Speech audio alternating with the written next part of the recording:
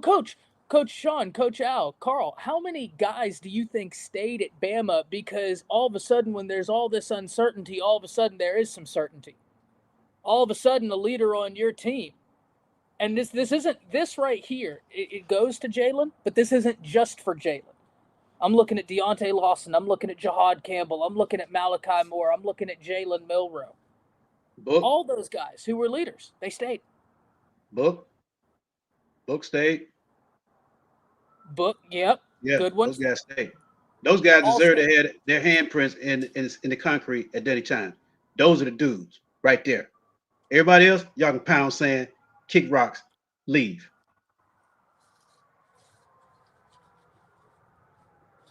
They stayed, and that's what you love, right? Jalen Milrow has been an unbelievable player for Alabama, an unbelievable quarterback, and I think is a reason why whenever we were looking at Alabama this season, we were like, okay, because I remember I said 9-3 was a possibility. I didn't think people understood that there's going to be a massive change. I am sorry about those sirens, but what are you going to do? You're in the great outdoors. You're going to have to deal with it, right? That's nature. Uh, but one of the reasons we were like, hey, it could be 9-3 because there's so much new from coaching to scheme, or it could be 12-1, is because of a guy like Jalen. Dude torched Georgia, torched them. That's I understand it's not 2020, 2020, 2021, 2022 Georgia. That's a good Georgia team. That's a really good football team now. He torched them. I'm so happy with Jalen even this year. I just think that this year would have looked a lot worse for everybody. Torched LSU. Thank you, Keenafi. I just gave the Georgia example because that's a good defense, right? That's a good defense, really well coached. I mean, you got a Kirby coach defense. I don't care if they're full of first rounders. They're going to be well coached. Yeah, They are going to be on their P's and Q's. that's right. He torched them. He He's torched had them. 2 weeks to prepare. He's had 2 weeks to prepare for you. You got problems with those kind of athletes, those kind of pieces. He's playing chess. You're playing checkers. Okay. Uh, One other thing, talking about the quarterback position. You look at what happened last night in Washington with the Commanders and the Falcons. Okay, you look at that, and I live in Atlanta, uh, and I watched the Falcons quite a bit. And the offense that they ran last night with Penix was totally different than with Kirk Cousins. Why? The mobility factor plays a role when you're an outside stretch team. That means you're stretching the field horizontally, not just with the actual full flow with the running back, but with the quarterback off the back end. Okay, the guy with the ability to move and roll out against this stretch. Okay, and he can get to different launch points and change the launch points and move the defense around just by mobility. Kirk Cousins couldn't. The offense looked totally different with Penix in the game. And oh, by the way, Jaden Daniels won the game with his feet, I think. I mean, when a guy can do that and extend against NFL caliber players with that type of mobility, agility, and an arm like that, that's the next level of the NFL game. They're all like that. Every quarterback in the league basically has those traits. So I don't understand why there are people out there that say he's the worst quarterback they ever played at Alabama. I don't understand that one. That's just pure emotion. That's just actually it's kind of hate actually, but it's pure emotion. Um, I don't work like that. The tape don't lie. Okay. And the guy put good film on tape against adversity. And when he gets in the room with these guys and start talking football, start talking how to lead a team from the locker room, how to be exemplary on and off the field, they're gonna love him. They're gonna absolutely love this guy. Okay. So Coach Ab, let's keep it real on some other stuff too. yeah, If we being honest, man, Jalen's coaching ain't been the best, man. It has not been the say best. that. I mean, if you know it, and let me preface by saying this, and I'm not being disrespectful to my, but I got to throw this in there because it's a lot of people that don't know what they're watching. I work with several people like this.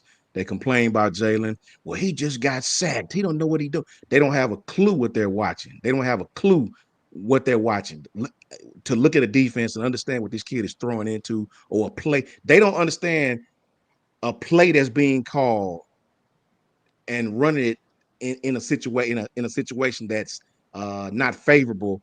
They don't understand play calling to favorability of, you know what I'm saying, Coach? Yeah. They don't How many understand sacks that. did Bryce take, Coach?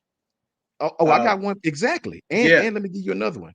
They said the same thing about Jalen Hurts. Jalen can't throw. Da, da, da, da. You know what I mean? Jalen went to Oklahoma and threw for right at 4,000 yards, 38, Plus. 51, Plus. threw for Yeah. 32 touchdowns, Yeah. right? He had his best season at Oklahoma after being benched at Alabama, right? Almost a better season than Tua had, right? When you look at the stats. So coaching has a lot to do with this stuff, man. I'm telling you, Coach can tell you, Coach Carr can tell you, Ty can tell you. Coaching has a lot to do with it. Sure, every quarterback make bad plays here and there, but to say this kid can't play, you would feel totally bad if you take this kid and put him in Lincoln Riley's USC offense. You would feel totally bad about yourself, right? It would look totally different, right? Different offensive coordinator. Take this kid and put him on Ohio State's offense with Chip Kelly. Wow. I'm telling you, it would look totally different. Give him A the lot Cliff of time, Kingsbury. yeah, of course. Giving the Cliff Kingsbury. Facts.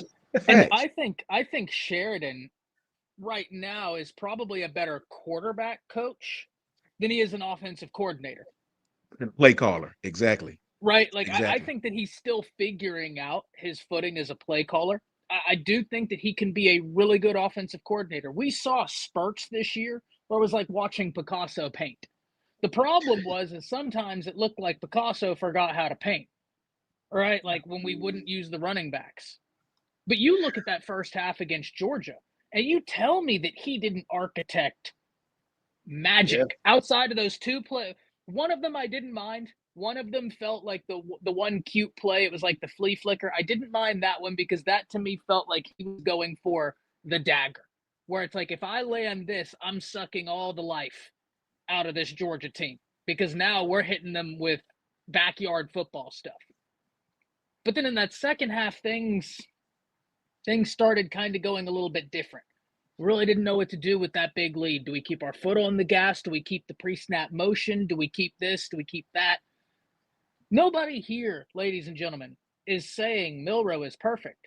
We're saying he's probably overly criticized and doesn't get the recognition he deserves for being an exceptional leader for Alabama. And he's a really high potential quarterback. He's going to succeed in the NFL, but I do want to get to this right here. Patriot Life with the $20 saying, Roll Tide to everyone and best wishes for a happy new year. It's been a pleasure getting to know you guys and continuing in the future. Hashtag beat Wolverines ass. Hopefully. Listen, I know, right? This is not a great Michigan team. They're okay. They're okay. They've had a lot of opt-outs. We're going to see how it looks. We're going to really start diving into this game. Brinsky, how you doing, my man? What's going on, my brothers? How everybody doing? Risky. What's going on, Brinsky? Happy I'm holidays, my sitting brother. out back talking football, smoking a cigar. It doesn't get much better than Man, I'm this. telling you, you're doing it. Man. Oh, you living a life then, my brother. You're doing it. Yeah, Ty chilling, man. What's going on, fellas? You look like you're chilling, What's up, Ty. Coach That Carl? chair looks comfortable. Doesn't get much better than this. Do you let me have a tell drink you by what. your side? So this is the crazy thing. I can count on one hand how many times I've drank in the last 15 years. Now, I took the Shady Mile sponsorship because my best friend and my brother-in-law tried the whiskey. And when they were like, oh, this is really good stuff, how much is it? And I told them how much they were charging. They were like, that's a great deal. I would buy that. I was like, okay, it's a good value. People that I know like whiskey tried it. They like it. And they said that's a great value, something they would be interested in. So I was like, hey, I trust those two guys. I'll take that sponsorship. I tried it, but I don't know good whiskey. You know what I mean? Like I couldn't tell you great whiskey from, I just don't drink that much. So I do have what I consider to be the king of all sodas. And I'm going to, hey, you want to talk about, you think we've had hot takes tonight. I'm about to set the internet on fire with this one. That bad boy right there. That Pib Zero let me tell you what. Let me tell you what. Let me tell you what. That's a bad boy right there.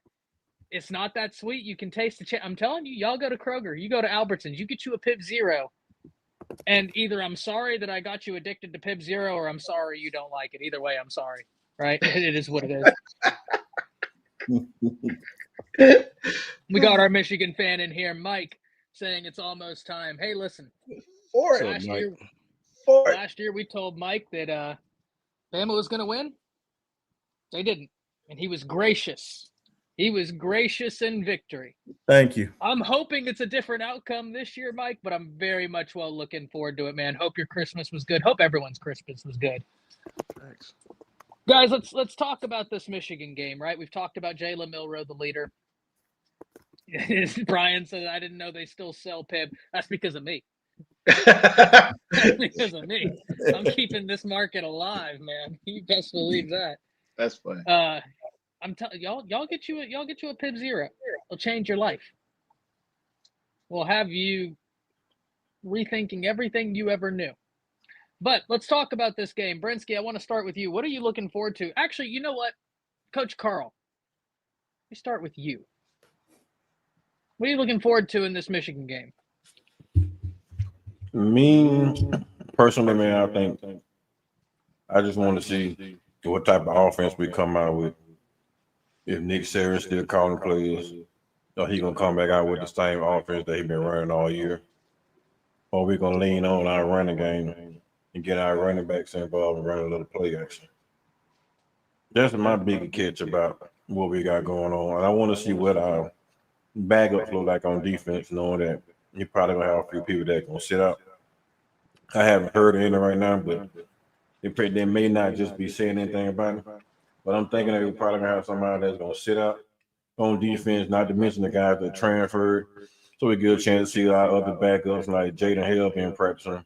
So we get a chance to see some of our other receivers come in, get some reps, just to see Jalen Lebakwe on offense.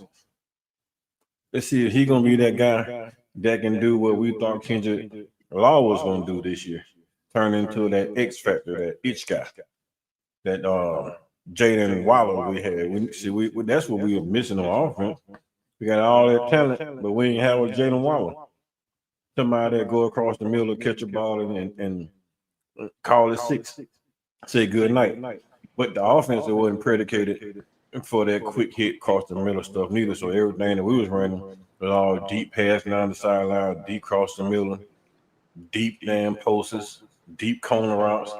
So we didn't do anything quick hit. So let's see if the offense is gonna be a quick fire offense and a run offense. See what our offensive line do. See if our offensive line is gonna go out on top. You know, they've been talking all this big bullet ball all year. And then most of the game we got into the big game, they got bullied. So let's see if they're going to turn the table and go out and start playing physical football on both sides of the ball. Let's see if we're going to have a physical front on offense, physical front on defense, and then let's see what our linebacker going to do. That's what I'm intrigued about. See how we play the game. Are we going to play the game the same way we play the game all year long, or are we going to turn the table and get back to old style Alabama football, where we pound the rock and then we play actions? We stop the run game and turning you into a passer and make you beat us over the top. That's what I'm intrigued about right now. We got some funny comments, but Mike Fort did have a comment that I did want to talk about that I think is cool. He said Alex Orgery is playing in this game, even though he's transferring. That's cool. Listen, that is cool, right? Like, hey, I might not be here, but you need me. Y'all were here for me. I'm gonna be here for y'all. I got nothing but respect for that. Brinsky, give me your thoughts on this. I'm really just looking forward to see just Jalen one more time. More than likely, this is going to be his last time going out there, even though a lot of people don't want to see him play, which is crazy to me. Crazy. I was like, man, like you said, man, he was there when Nick Saban retired and everything was in shine. We thought everybody was just going to transfer and leave out. He was the one one of those main guys. Like I'm here. It wasn't even no doubt in his mind where he was going. He was here. Day one. Wasn't no NFL draft or nothing like that. He wanted to be here. So I can't wait to see him get his respect from the real Tide fans that actually love him. I support any of the guys, man, that chose to be on this team, because that lets me know that you really wanted to be here, because there was plenty of opportunities for you to leave. So anybody that's on this team, I'm just happy that they are here. And it was multiple transfer portal times they could have left. So him, ready to see how Jalen Mbakwe do on the wide receiver end, because it looked like he's going to be there permanently. But I don't know. That's what the talk is. I think that would be cool, because he definitely is different when the ball is in his hand. So he's definitely a playmaker. So that's another thing. I don't know if Jalen Hale's going to play. I haven't seen him run any routes. I only seen him just catch a ball, and that was about it. I didn't see him do anything. So that's another. Hale's just working. He's just working out, which is great news. That's enough to get your teammates excited. Just seeing that guy, the way DeBoer has talked about him. I mean, DeBoer, I don't know what he was doing in the spring, guys. Whether he was out there making big time plays or just being an ultimate teammate, but the way DeBoer talks about Jalen Hale, I mean, it gets you fired up. Get you ready to run through a brick wall. He's happy the guy's even out there working. He said he's out there with a smile on his face and is just great for the team. Unfortunately, he's not playing. Fortunately, he's back getting involved. That was going to be a big piece to this offense. Yeah, man. So that's what I'm saying. It's those type of guys that you are just happy that you have on your team. They want to be here. And that's what I think that's dying in college football. And I think what's missing on a lot of these teams is that the development part. Yes, you're chasing the bag, but who's going to develop you the best too? You can get the bag, but make sure you're getting developed too, so you can get to eat the bigger bag, which is the NFL, especially if you're that talented. You don't want to stunt your growth just going anywhere else. So I appreciate them boys just even being here. The offensive line is going to be a tricky thing. I don't know who's starting at left tackle. I have no idea. I haven't heard anything. Don't know anything. Caden is playing. Who? I think Caden is playing. I read what he was playing. Oh, okay. That's major news right there, because I thought he was just out completely. But cool. That he's playing defensive line. Matter of fact, just one guy I think I'm really, really intrigued in seeing. I want to see a lot of them. And that's Keon Keeley. It's one bowl games ain't like how they used to be anymore, especially guys subbing themselves out for the second half. No shot at Cam Ward. Even though it was planned, it's still weird, man. If you're gonna play. If you're not, don't. It's just weird to me.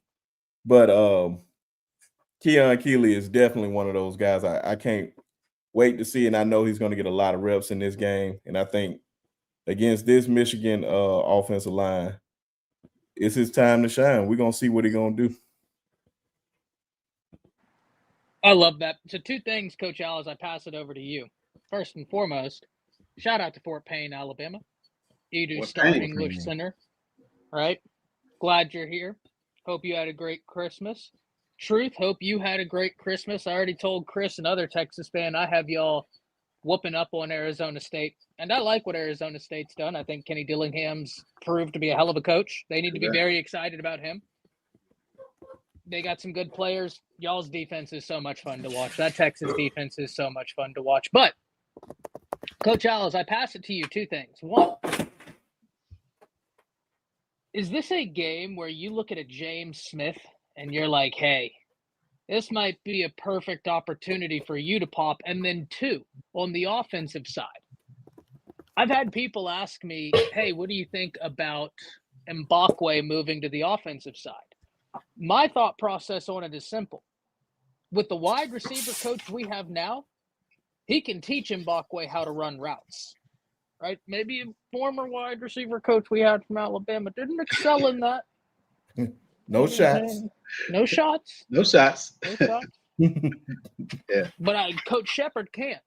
You Yeah, can't Shepard, teach that run after catch that Mbakwe has, and he is a star with the ball in his hand. So, Coach Al, walk me through your thoughts, man. Yeah, sure. Yeah, Jeremiah Beaman. That name is one to watch in this game. This young man has quietly been working behind the scenes and getting better. He's a live body, a lot like Smith in the middle. So keeping that's a shot. I'm just telling you, that to me, that guy has been waiting his time, getting healthy. He's had a full year to develop himself, grinding every day in practice. And now you get those extra bowl practices, which are valuable for guys like him to get those kind of reps with the ones and get those real reps. And now you kind of see what you got. So you're going to see him flash. Dane Smith obviously is a guy that once you kind of pair him up with the guy that's coming in from Florida, I like the athleticism that we're going to get right there with all of those guys. As for Mbakwe on the offensive side of the ball, he's a guy that going to bring some physicality to that position, like a lot like Law was, because he was a DB. He had to go tackle running backs in the SEC. So you think he's going to be afraid to hit a cornerback and block him? Get physical. I see him on tunnel screens. I see him on slants. I see him on go routes to clear stuff out for Ryan to hit bench digs underneath and get Ryan the ball in his hand. I see him being that decoy because he doesn't have to think too much. He's got to clear out his own. I see him being used strategically in spot places like that. I see him with smoke screens, stuff like that, bubbles, those kind to get the ball in his hands in space with another guy, a third guy in space that is dangerous. So, looking forward to him playing good. I'm looking for Rico Scott to pop. Rico is going to get a chance to get a lot of run. And I think he's been grinded. He showed when he got in the game, he did show some flashes when 10 threw him that intercept, that touchdown. They hooked up, but he made the play on the ball. Want to see some more of that?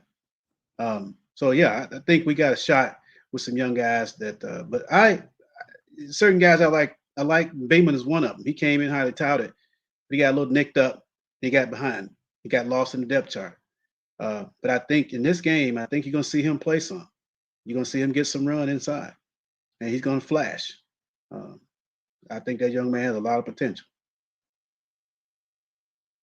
Love it. And Coach Sean, as I pass it to you, we had a question earlier in the stream, and I started, but it didn't start. So I'm going to go back and find it. But it was Dean asking about wide receivers and the transfer portal.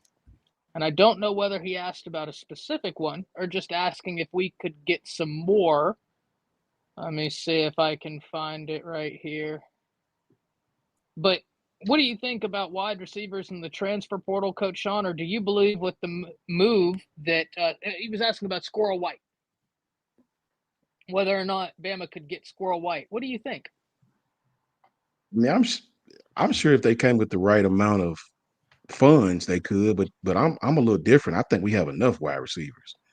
When you look at everybody that's in our wide receiver room, man, it's at least 10 to 12 in there right now. Me and my brother Bear was talking about this the other night. We have plenty wide receiver talent. Trust me. I like to see us get more D linemen, more agile D linemen that can bend, just like Coach Al just talked about. We have enough wide receivers, to me, a plethora of wide receivers with Jalen Hill on his way back, with Isaiah Horton coming in, with Rico Scott, with Beasley still there, with Ryan still there, with Jeremy Bernard still there, with the receivers, with Amari Jefferson still there, some of the receivers that's coming in from high school, Latier Brooks, Meadows, Cole Adams. I mean, we have plenty of receiver talent. We have enough, in my humble opinion, we have enough receiver talent. I think there's other positions that I would definitely be going after if it were me, right? As far as Michigan go, remember, man, in my opinion, this is still a team that run inside zone. This is still a team that's effective running inside zone. These guys inside zone 3x1. These guys, say what you want, but when you watch their film, these guys still do a great job of double teaming the defensive ends. These guys do a great job. Their guards do a great job of getting up to the second level. Sharon Moore, I watched. He actually has a video called second level blocking drills. And man, this guy, he is about his business when it comes to a blocking scheme. Michigan is still effective. It's a reason. It's a reason they beat Ohio State. Sure, they have several people that's out, a couple of people that's out, but a lot of those guys weren't even starters. I know they got the running back, Edwards, I think his name is Edwards. I think he's out. The other guys out, but make no mistake on the defensive side of the ball, man. They're talented. Their blocking scheme and their scheme is still their scheme. They're going to run it. This is still a team that runs dagger. You know what I mean? They're very effective running daggers. You don't have to be a super Peyton Manning-esque quarterback to throw a deep dig in a post. You know what I mean? So, you know what I'm saying, Coach Al? This you're right. Those are two of the easiest passes to throw, man. I mean, thank you. Just throw it, let him go get it. Just let him go get it. Yeah. Thank you. So this is still a team that you have to play, man. Don't make no mistake. Don't think you're just gonna walk out there and it's still Michigan. These guys are gonna play hard. And what I like about Sharon Moore is he knows exactly who he is. They don't try to get out of their box, right? And they're gonna be fundamentally sound in a 7-man box. Please believe that, man. So you got to play football against these guys. I want to see us, as far as us concerned. I don't want us to go out trying to be too cute, man. Let Jalen be Jalen. But I think we need to really, really, really set the tone for next year by letting Jam be Jam. Don't take this opportunity from Jam. Get Jam on the field and give him some Mark Ingram carries. Let that kid get into a rhythm of the game. I'm biased to running backs, and I don't say a lot about it because my affinity for the position is you all know my affinity for that position. Let that kid get in the rhythm of this game. Don't be like last year and be scatterbrained all over the place. You out coaching yourself, trying to be too cute, running pre-snap motion, and you're not even attempting to throw the ball in the flash. Just please line up and play sound, fundamental football. If you do that, Alabama would be effective. Alabama will be effective. Don't let Nick Sheridan get out there and do things that we hadn't done all season. Just line up and play football, man. And I promise you, Alabama will be just fine. Alabama will be just fine. No excuses this game. Really quickly, a quick side note. I know we moved on from Jalen Milroe, but this kind of flows into this conversation. When you look at certain things like pivot routes, Coach, you have free reign to talk about whatever. Yeah. I appreciate you, brother. Something like a shark route. We call it shark, pivot, high school. Terminology is all different. What route? Wide receiver releases one direction, 180 degree turn, goes back to right. If the receiver don't get enough depth, right, on a timing like that, it'll make the quarterback look like he don't know what he's doing. But it's the receiver that didn't run a precise route. So a lot of times that is what's happening. Jalen's just not the quarterback that's going to fuss at the receiver in front of the camera, right? A lot of times wide receivers didn't get a lot of depth on certain plays. It's not how you practice it. You don't run it how you practice it, and that's what happens, man. So we just got to go out and be fundamental. I really think Coach DeBoer need to get back and really drill fundamentals into these guys. And from what the practices look like, it looked like that's what they were doing. I'm really anxious to see these guys, man. I'm really anxious to see these guys.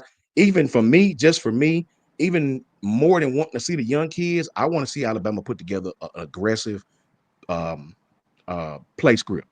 I want us to come out and be physical, man. I don't want to see us all over the place. And it's like the offensive coordinator still trying to find himself in the 13th game of the season.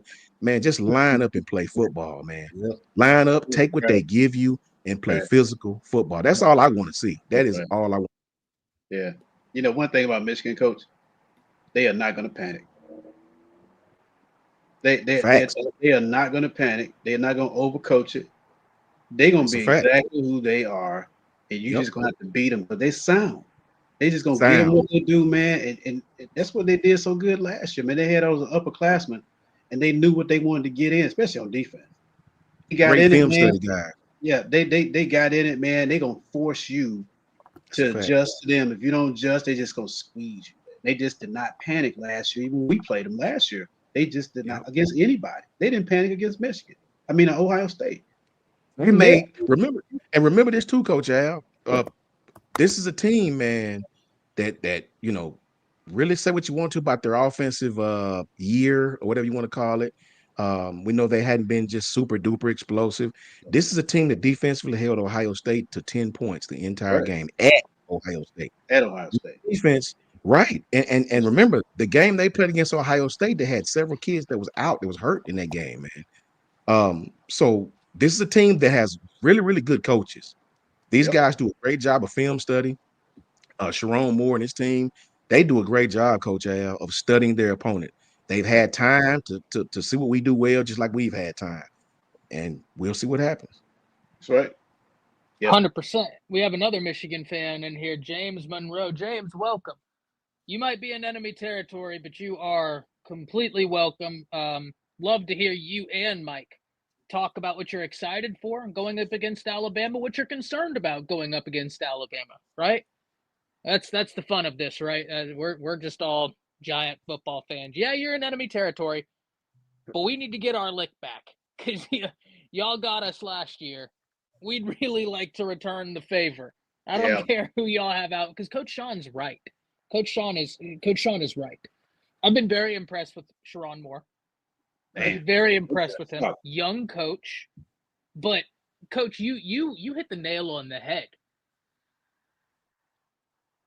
There's something key, not only in football, but in life, okay? And that's self-awareness, okay? If you don't know who you are, one, how can you improve? You don't know where to start. You don't know what you're deficient in. But more importantly, how can you prep? He knows who they are. He knows where they're deficient. He knows where they excel. They haven't had the greatest year, but they also lost a lot of guys to the NFL. Their offense this year was all over the place. You had a coaching change. I'm never worried if you're all over the place during a coaching change. If you're ever going to be all over the place, that's the time to kind of have your inconsistencies. But what you did see, especially in that Ohio State game, you don't think Ohio State wanted that game? It's a fact. They knew what that game meant because I'm going to tell you all this right here. What if Ohio State would have, they lost to Michigan, but what if they would have lost to Tennessee? The narrative about Ryan Day would be not good. Not good at all. Even though he's won a lot of games, they wanted that Michigan game. They wanted that Michigan game real bad. And Michigan beat them at home. It's a sound football team. I'm not saying it's last year's Michigan football team. But there are certain teams that you'll play that will lay down. You'll punch them in the mouth and they'll lay down. They're not going to lay down. Nope. Texas showed that. You got to keep punching them, right? You got to keep going. Bama needs to be sound. So my analysis is going to be very basic. If you're Alabama, you need to be sound. Yeah. And someone said it earlier, I believe it was Keenafy, that Bama has been unsound. And I don't attribute that to just Kalen DeBoer. Because with Nick Saban, they were 119th in penalties. Yeah. This is not a new issue. This is an issue that has been around for 3 years. You've had the time. You've prepped for Michigan. They've been prepping for you. There's no excuse not to be sound in this game. Because if you walk into this game like Bama walked into OU, thinking they're going to lay down because we're Bama, we're going to hit them early, what happens when you get hit? And now all of a sudden you're looking around thinking, okay, well, this isn't how I thought this was going to go. And next thing you know, it's 24-3. And you're sitting there like, well, this is not how we had planned this game. Bama, when Bama's playing their best, I'm not saying they could beat every team in the country, but they could play with every team in the country. Every single team in the country. When Bama's playing their best, they could play with every team in the country. Once again, if you're a fan of Oregon, if you're a fan of Texas, if you're a fan of Ohio State, I'm not saying that it's a guaranteed dub. What I'm saying is it's a football game and a damn good football game, one that we'd all be blessed to see. Like that Georgia game. It's a damn good football game. one that we were all blessed to see. But Bama has been inconsistent, and that's been the bane of Alabama this year. When they're good, they're great. When they're bad, and it's not even that it's bad, it's almost confused, right? Like they get punched, and then they're looking around like, what the hell just happened? He wasn't supposed to hit like Deontay Wilder. We thought we were boxing Jake Paul. Next thing you know, we get hit with that overhand, and your eyes get big, and you don't know where you are. Bama needs to, 1, weather the storm. 2, play sound football. And this is a great opportunity to continue developing guys like a James Smith, who I think is going to be a hell of a defensive lineman. I think that's your next one. That's your next one. This is an opportunity for Alabama to, 1, get their revenge on Michigan for Michigan taking them out of the playoffs last year. Get your lick back. And what a way to finish the season. They need that stamp. And right on cue, we have our resident Bama Buckeye. And listen, you got it, because y'all whooped Tennessee's ass. Took them to the woodshed. Oh, boy. Ebony in here saying the Ohio State Buckeyes will not lose any more this season. Muck again. Tomorrow is personal. We must win. Roll Tide. Oh, I know it's personal for you. Doubly so. Hope you're doing well. Hope your Christmas was well. Go ahead. Let me say this to Coach Al. Coach Al, you appreciate this. Coach Carl might not. Coach Carl was a defensive guy. Even though he's an offensive guy now. When I watched that Ohio State game again, I do like and this, Michigan is not they're not a Tennessee. They don't try to spread you out like that consistently. They don't do a lot of exotic things. You know what I'm saying? They'll run a couple of pre-snap motions here and there just for coverage indicators, things of that nature. But Coach Al, I like the fact that they read the box. Like, for example, what's a good example? Like, if you try to go 4 over 3 in the secondary, right? You know how you try to put numbers to the secondary. Right. I noticed that, and let's just say I saw Ohio State using their linebacker as the 4th defender, right? These guys automatically ran a screen. He automatically checked off to a screen, quarterback draw, right? Depending on how he read the box, right? A lot of Boise State-esque. Boise State do that a lot too. So this is not a prolific offense, but it's a very, very smart offense, man. That's right. These guys are gonna take what they give, and you, like Ty said, you got to be sound with these guys because they can turn small things into big plays. Very physical people, man. Seriously. Yeah, I agree, Coach. Because one thing about Michigan is the thing about this. They're going to come in with the attitude, let's just not beat ourselves. Thanks. Okay? We're not going to try to match their tempo. We're not going to do that. We're going to do who we are. Just don't turn the rock over and turn them over. That's what they're going to do.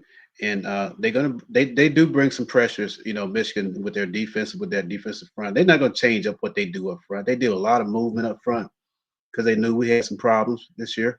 So they're going to keep on doing it, even with the young guys. Right. I mean, guess what? They repping it every day in practice. Just because they're not starters, that don't mean they don't know the scheme. They don't know the fits. They're going to keep doing what they do. Okay, so let's put it this way. We've all been guilty as coaches of over-tampering in a big game. We think it's a big game. We overcoach it. And screw our players and slow them down. It's not going to happen here, man. Sharon Moore played the championship game last year. This guy knows what it's all about. And guess what? He was under a guy that went to Los Angeles with the Chargers and made them a playoff team in their first year. Don't you think he picked up some game from that dude on how to play in big games? So the pedigree is there with this team. The what's the word, Coach, we like to use? The character of this team or the essence of the team or who you are. They know exactly who you are. Culture, that's the word I was looking for, Ty. Thank you. They know exactly. So what we have to do, okay, we have to let Jam eat. We have to let Richard Young eat a hammer. We got to bring him down here. He's a one-cut guy. Okay, he ain't gonna dilly-dally. He gonna pound the rock. Now, this is what I really like about this. Our chances, because I'm an offensive guy. Look for some play action in our scheme this year. With Richard Young, he's a different guy. Richard Young's hungry. Okay. And Richard Young's going to come in there running angry. All right. That's going to actually help Jam. Okay. Because if Richard Young come in and pound that thing, then Jam is going to be the guy. Jam's probably going to get 20 carries. Richard probably going to get about 15. I promise you, in this game. Okay. In the fourth quarter, Jam going to be running wild. Okay. And that's going to set up the play action over the top with some deep shots. I promise you, man. I'm telling you. With this game, because that's what Jalen does the best anyway. Okay. Mhm. All right. So we're going to do what we did best all year long. It's just that we didn't run the ball quite enough. You know. You hit the nail on the head, Coach. I think Yeah. you want to talk about Jalen, what he does best. You want to put a defense really confused? Play action. Play We action. needed more play action. Right. Because if you look at the wide receivers, Ryan's going to beat you. He gonna It's get not a matter of if, it's Right. when. right. Jeremy's going to beat you. It's not a Right. matter of if, it's Yeah. when. Yeah. You get those safeties creeping up, and you're that was such great analysis, Coach Al. So here's the other piece right here, Coach. The I forget the kid's name. His name is our tight end. Not Oops. Cuevas, Dupree. Yeah, him. Dupree. Him. Yeah, I love, man. I'm telling you, if they play cover two, look for him down the middle. I'm telling you, I am straight up telling you, Cuevas is gonna have a big game against this team. He's set up for it. He's gonna be the guy next year. Already set up. I'm telling you. So The one thing you gotta make sure though, Coach Al, is you gotta block that Michigan front. Because if you can't block that Michigan front, no matter what all we talking about, man, none of it's gonna work. right. So it's all stars in the trenches. If we That's right. don't stop, we don't block those two damn defensive tackles. They're not playing, Those- but they've still got great edge rushers. Yet and still, but they got two defensive tackles that play behind them. Because I done seen when they done brought 55 out, they put the little freshman kid, and the freshman kid seeing a lot more explosive. They got young, fresher legs. So they're gonna be hungry to get their names. That NIL money they paying out. Those boys want to get a portion of the NIL money.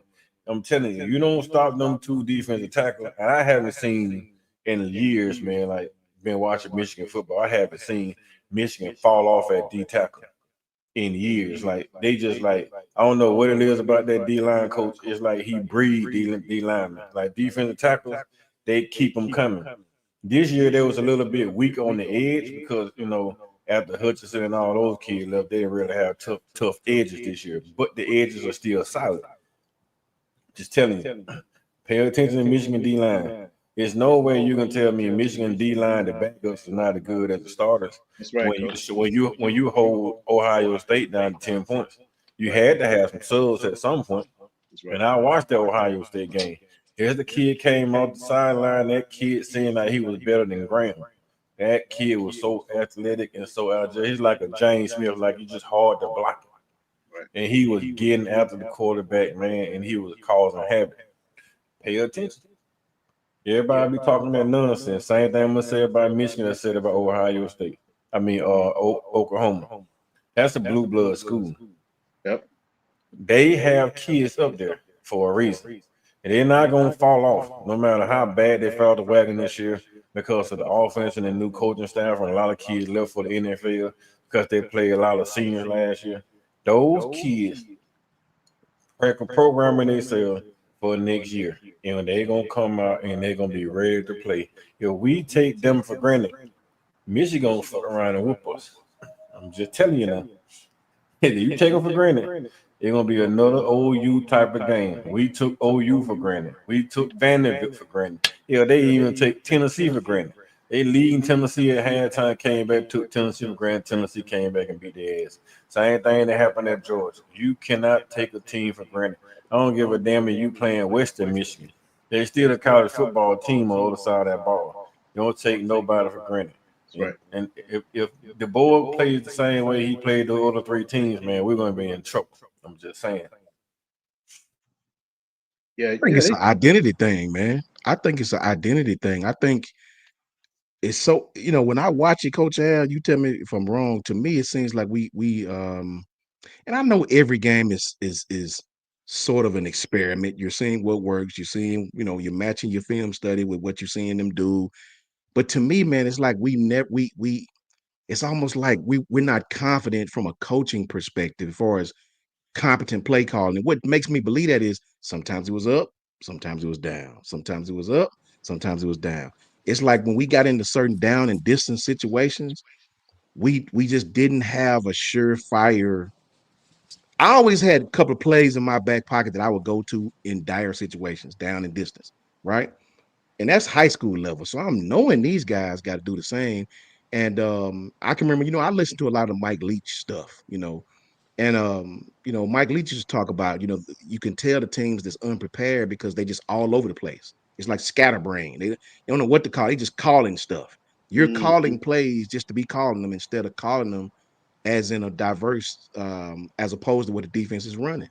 So, that's what I want to see. I want to see the continuity between play caller and down and distance on the field. That's what I can't wait to see. Yeah. Well, listen, Coach Sean, you want to know what I think it was? Honestly, the more I've gone back and rewatched, we told everybody at the beginning of this year that the SEC is different. Okay. Now, why did Texas come in here and do well?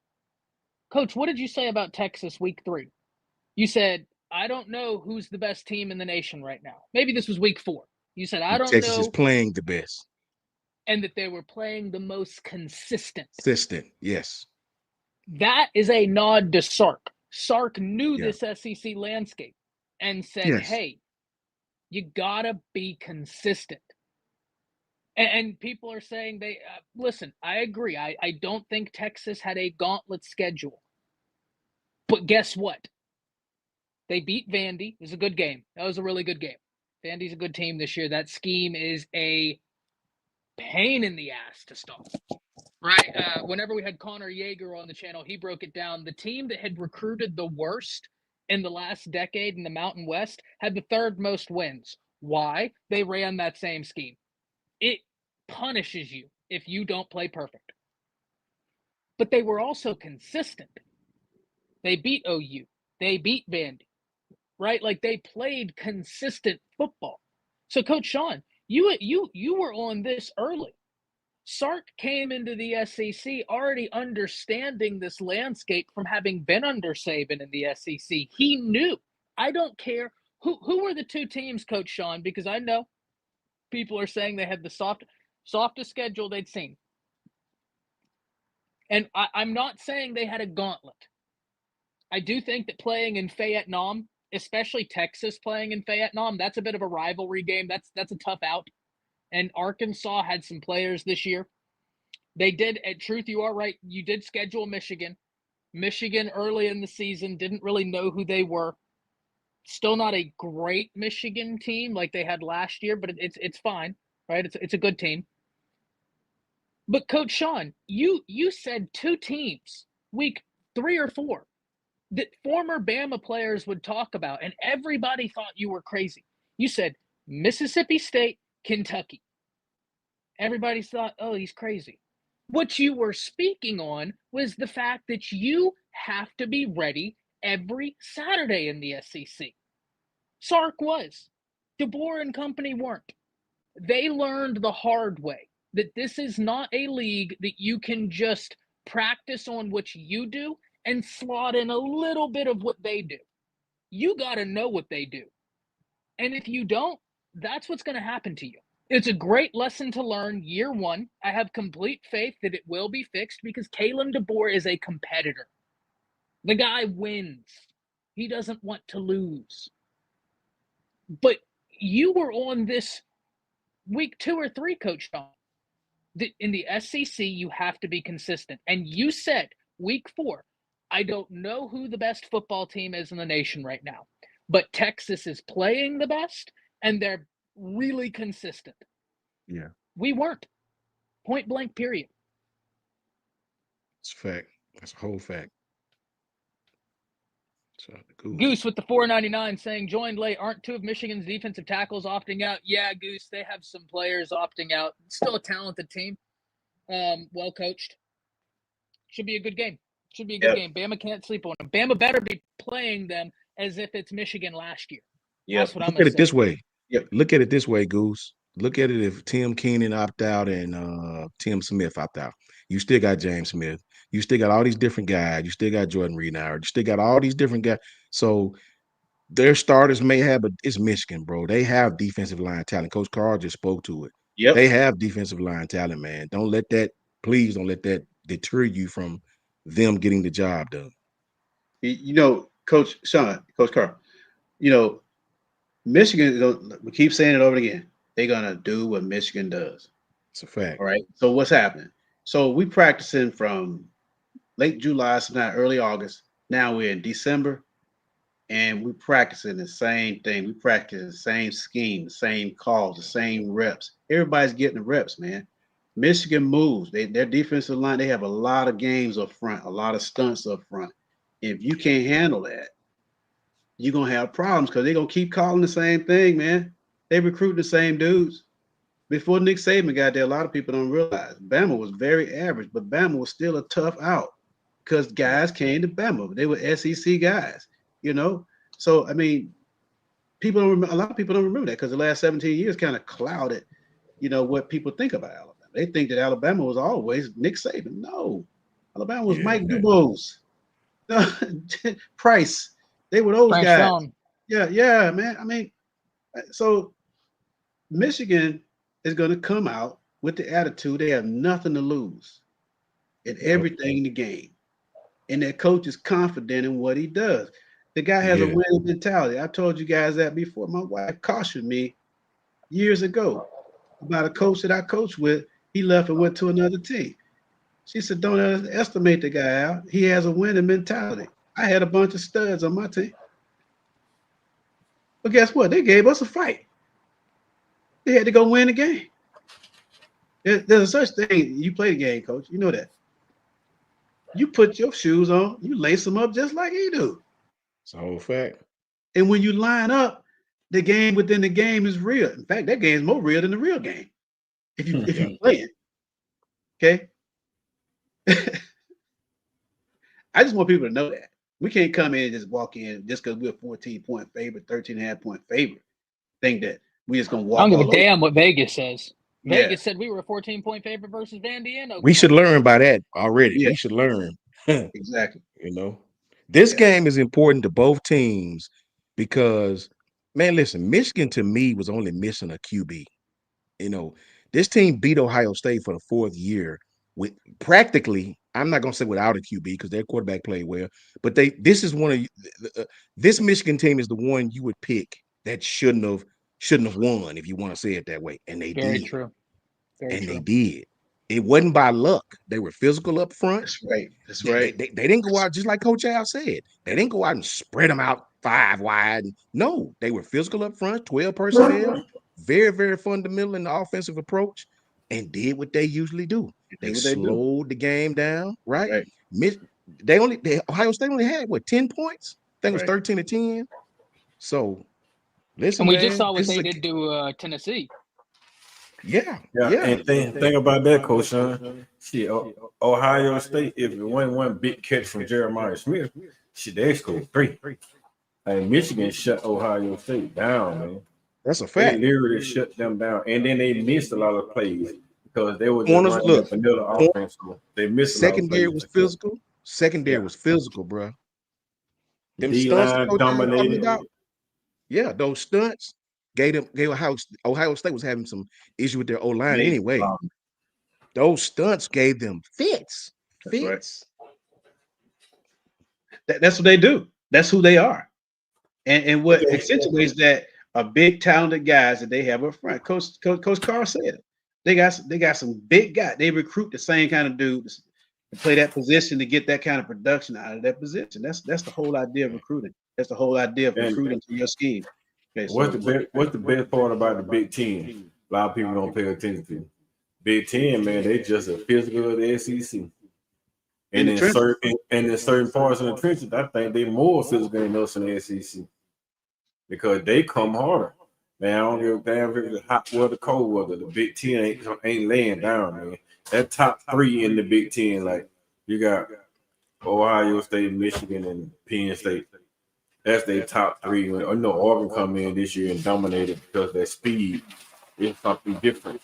But that big three from the solid front threes that they got in there, they don't bullshit, man, with that D line. They ain't playing no games with them linebackers. They trenches are something different. That front seven in the Big Ten, they come to play. Now Oregon got their speed. Oregon caught them a little bit off guard with their speed, but I don't really think that speed gonna matter when it comes down to Wednesday. I don't think that speed Oregon got gonna even matter Ohio State.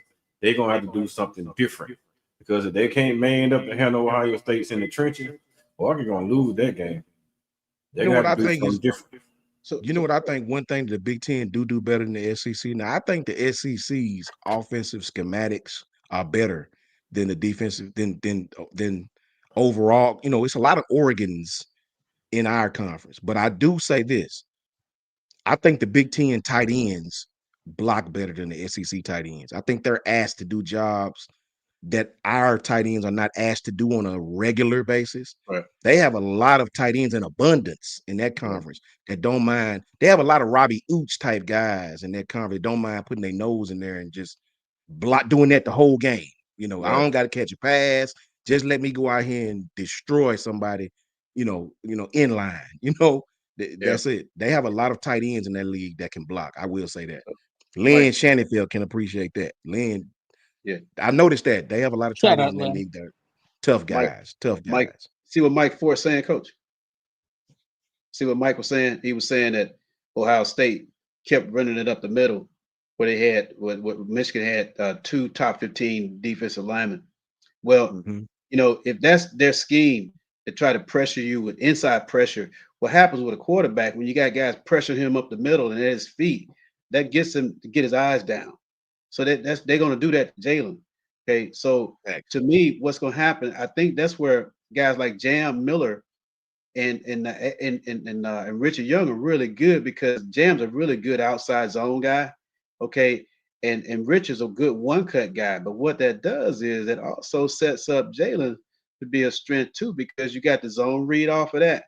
Okay, so if you tacked in the edges with these guys, if they're strong, I don't care if they stun up the middle. We run a zone. That kind of cleans up a lot of that stuff. We slingshot guys across, right? So if we can take the edge off of it, that sets up a lot of big inventory plays that we can run. We don't have to get real exotic. Okay. Yeah, facts. We just force them to get out of what they do, and what they got to do now, they got to stunt differently now. Instead of twisting it and a lot of that kind of stuff, they got to start stunting slants. They got to start stunting the field, stunting to the boundary, and then bringing guys scraping on the backside to take away the zone read kind of action. So that's what we have to look at doing. If they want to do some stuff in the middle, fine. We'll just zone you off. We'll slingshot guys across and clean you up and get to the edge. Yeah. So that's kind of where I see it's playing out. But the bigger problem with that, right? We can run zone.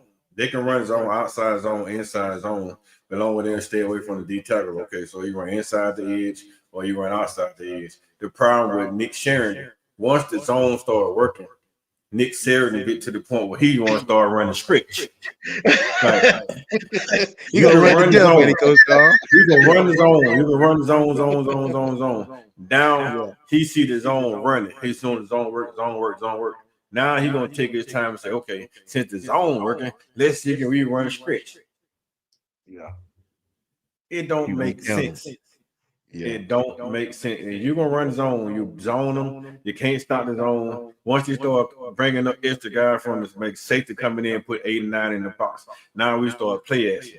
No, he won't play action from the zone. He gonna play action from spread. Like he gonna run spread offense. Then gonna try to play action in the spread. You got them sucking up in the boxes. You got too many people in the box. Now you run your play action. Nick Sheridan's not going to run play action. I'm telling you. Nick Sheridan going to turn around and start stretching it. He's going to run the boundary side of the field, and he's going to want to start stretching it. You can't run stretch against Michigan defense. Michigan has a fire defense. They're going to fire. They always cross-face. They cross-face fire, and they're saying the stunts and the twists. You ain't going to run no stretch on that defense because their whole mentality is to get in front of the damn offensive line. They want to beat you to the point. That's why you run zone against it. because I can send my offensive line one direction. You're gonna try to beat them direction, and then we can zone you off behind it, put you one-on-one with a tight end, Yep. lead blocking. See, we can do that. That's So split offensive zone line. gonna work is what you're saying, coach. The split zone is gonna work because if we zone it and we split zone it off the back, that's gonna clean out that one cut back. You know, They can click Yeah. that you know one what I'm cut saying? back. Yeah, so, yeah. So yeah. See, we don't have that pound you down. That's Richard running back. Young all day though, coach. That's what Richard he's Young is good that at. one cut. He's that one cut He's a and one go. cut dude, man. One cut and you better catch it. Yeah, Jam straight Miller, up. is- Come Jam down Miller here. is that. Don't pull it. Jam Miller is that quick itch outside guy with that speed. And Richard Young got power, one cut, and speed. You don't just line up. You don't have that guy like Justin Hayes was the guy that you just hand the ball, get them 2-3 yards, them hard yards. He in Michigan now. So instead of us going on here playing all this cutie pie, this pretty football, you want to make everybody feel like they some damn princesses, or they walking down the runway with their nice clothes on. You know, they got on their apple bottoms or they're walking down the damn runway. Instead of doing all this pretty boy stuff, man, they just line up, play hard nosed football. Let's play SEC versus Big Ten football. We're gonna come back here, we're gonna smash Marshall like SEC football, and then we get you bagging up. Okay, we're gonna run your ass on the ground. If you keep pressing and pushing and coming in there, you gonna bag us up, then we can throw the ball on top of your head. That's what the speed come in at. All that other crap, man, it's just too much. And I don't get it. All this tight ass damn jogger pant wearing, you know, they want to put on them damn pink shoes or whatnot. Them pink mouthpiece hanging out their damn mouth like they're going to a damn fashion show. Shit, you might well just dress them up some damn drag queen in that case. Play football, man. Play SEC football. Stop all this soft crap. All we gotta do is just get back to playing hard on SEC football. You don't see Texas going out there playing that soft ass football. They come out there and they play. Georgia don't play that soft ass football. They line up and they play here. Vanderbilt didn't play that soft ass shit. Vandy definitely didn't. Vandy came out there and punched you in your damn mouth, man. Coach, I didn't know DC Curry was in the house. DC all the way. I didn't know DC Curry was in the Man, You sound like DC Curry. It's to the point, Coach Al, I will tell you no lie. Eric, the more and more I go back and watch film, I watch film again about Florida the first half of the season, how they playing that damn pretty girl shit. I watched LSU play that pretty girl shit. You watch Auburn in the first part of the season, they playing that pretty girl shit. When Auburn lined up and started running the ball physical, Auburn started winning damn games. When Florida started damn man in the trenches, running that ball hard and over down the field and gave DJ Ladd with the ball where he can hand that sucker off and start running that them damn play action and start throwing that shit deep down the field, Florida started whooping for ass, man. Miami played that pretty boy shit. They run the score up on you, but they can't stop a nosebleed. You give Miami a pill to stop diarrhea, they won't even take it. I'm just saying. That's what type of damn team Miami is. We doing the same thing. When we play against Vandy, we did the same damn shit. Vandy gave our ass diarrhea, and we didn't even want to go in there and get the stools off us. Man, just go to halftime, take the stools off of us, and then we come out here and beat Vandy's ass. I mean, that's all you gotta do. You know, my old coach, Coach Connor, used to tell us in the run game, he was like, y'all act like y'all running on, I'll just say breasts. He used the T word. Y'all like y'all running on, you know what I mean? He say, the running game is just like baking the cake. He stopped the practice, man. He said, the running game is like baking the cake. We was like, baking the cake. When you bake a cake, you don't just put the cake in there and it's done as soon as you put it in there. You got to bake it and be patient with it. It's going to, fluff up and it's going to be a cake, and just be patient with it. You know what I mean? So that's how the running game is, man. And don't be, for God's sakes, bro, don't be afraid to throw my favorite route in the history of football, right? If these guys come out and happen to line up in single high safety and the safety is aggressive, don't be afraid to throw the post corner. Don't be afraid to throw it. That's the best route ever known to man. I'll be, I vote post corner. I love the post corner. One of my players is in here and he'll tell, I used to shout this to high head, and I'd be mad when we call these plays that don't involve post corners. I'm mad. You know what I mean? They got single high safety. The safety is over aggressive. He trying to kill our receivers. Man, let's run the post a few times. Then let's come back and hit the post corner on him, man. He gonna bite. He's gonna bite, right? The film study tells us he wanted an interception. So every time we run the post, he hopping that thing. He trying to come downhill, right? The running game has already got him antsy, right? He already inching up. Don't be afraid to throw the post corner, please. Just one time. Jeremy Bernard can run it. Get you one of these receivers that get out of his break quick, sell that post and run the post corner, man, and run the score up, and let's get this win. Go And ahead, Phil. like I said, Coach Sean, the thing that kills me, right? When we had Lane Kiffin, we had Sark. What did we beat teams with? All those crosses, man. If you run those crosses, those safeties are gonna have to sink. Because if you running this stuff in front of their ass, they're gonna have to sink. And as soon as they take a bite and want to jump, we had all those deep passes on top. Devontae Smith running down the sideline by himself. You can send, man, it's so much stuff that you can do offensively. Like this year, my first year offensive side. Man, I've seen so many plays on the offensive side that you can run on, and I mean, you can't stop it. There's no way you can stop. You can't stop all these outs. You can't stop all these Ds. You can't stop all these crosses. You can't stop all these posts, the post corner, the back shoulder throws. It's damn near impossible. You get a quarterback with arm strength like Jalen Milroe, and somebody coming flash across his face on a quick slant, and he can't hit a damn quick slant. How many quick slants we ran this year? Not many. How many bubbles we ran this year? How many crosses we ran this year? What kind of miss have we run this year? Every team that beat us, they cross our asses up, and then they be wide on free come across the middle.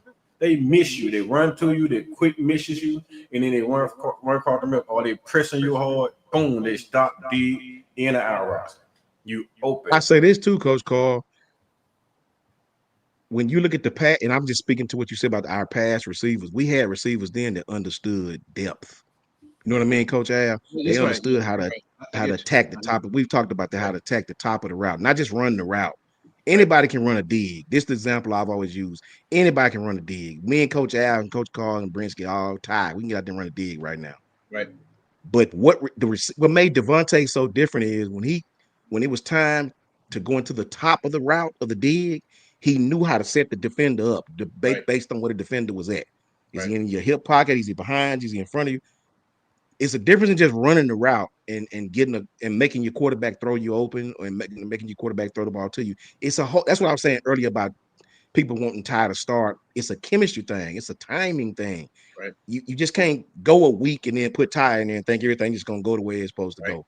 You tell them, Coach, you got to do this repetition over and over and over and over. You know what I mean? I'm talking about from the cadence, from your mouth, from the cadence, all the way down to especially those timing routes. That stuff take a long time to get, the receiving quarterback, got to know what each other doing. A lot of times receivers run routes and they be on the different pages. Y'all think it's the quarterback's fault. A lot of times it's not. Yeah, you're right. You're right. I was thinking another thing too, Coach Al. I'm here quick. I seen like Coach Kalen the board, right? He was doing a lot of press conference, man, saying that when they were like Jalen can't hit this guy in this spot, but he ran the route wrong. But at that point, Coach Kalen the boy, that wide receiver saw that this guy was playing on top of him. Once he got to the top of his route, okay, boom, he's supposed to have a deep corner. He see a guy on top of him on a deep corner. He cuts the route so short, break the route off, and he runs the out route. Your quarterback had to see that too. You can't be sitting back here, okay, damn, you got a safety on top of my wide receiver. I'm going to throw this route anyway. If my wide receiver break, at that point, you should know your wide receiver think, okay, man, the safety on top of you, we're going to throw the out route. So you break it off, boom, we're going to go on the out route. You start breaking routes off like that, going out route. That's how NFL is so successful. If you got a corner or a safety playing on top of you, you don't run that route. You stop your route, you cut your route off short. Either you're going to stop, come back, you stop, you go out, you stop, you go in. Some way you're going to have to stop your route because if that man throwing a deep route and the safety or corners on top of you, 9 times out of 10, either that's a pick or it's an incompletion. Unless he throw a back shoulder throw. That's what you get. Now we're getting there. Now we find that's what the evolution of the back shoulder throw is right there.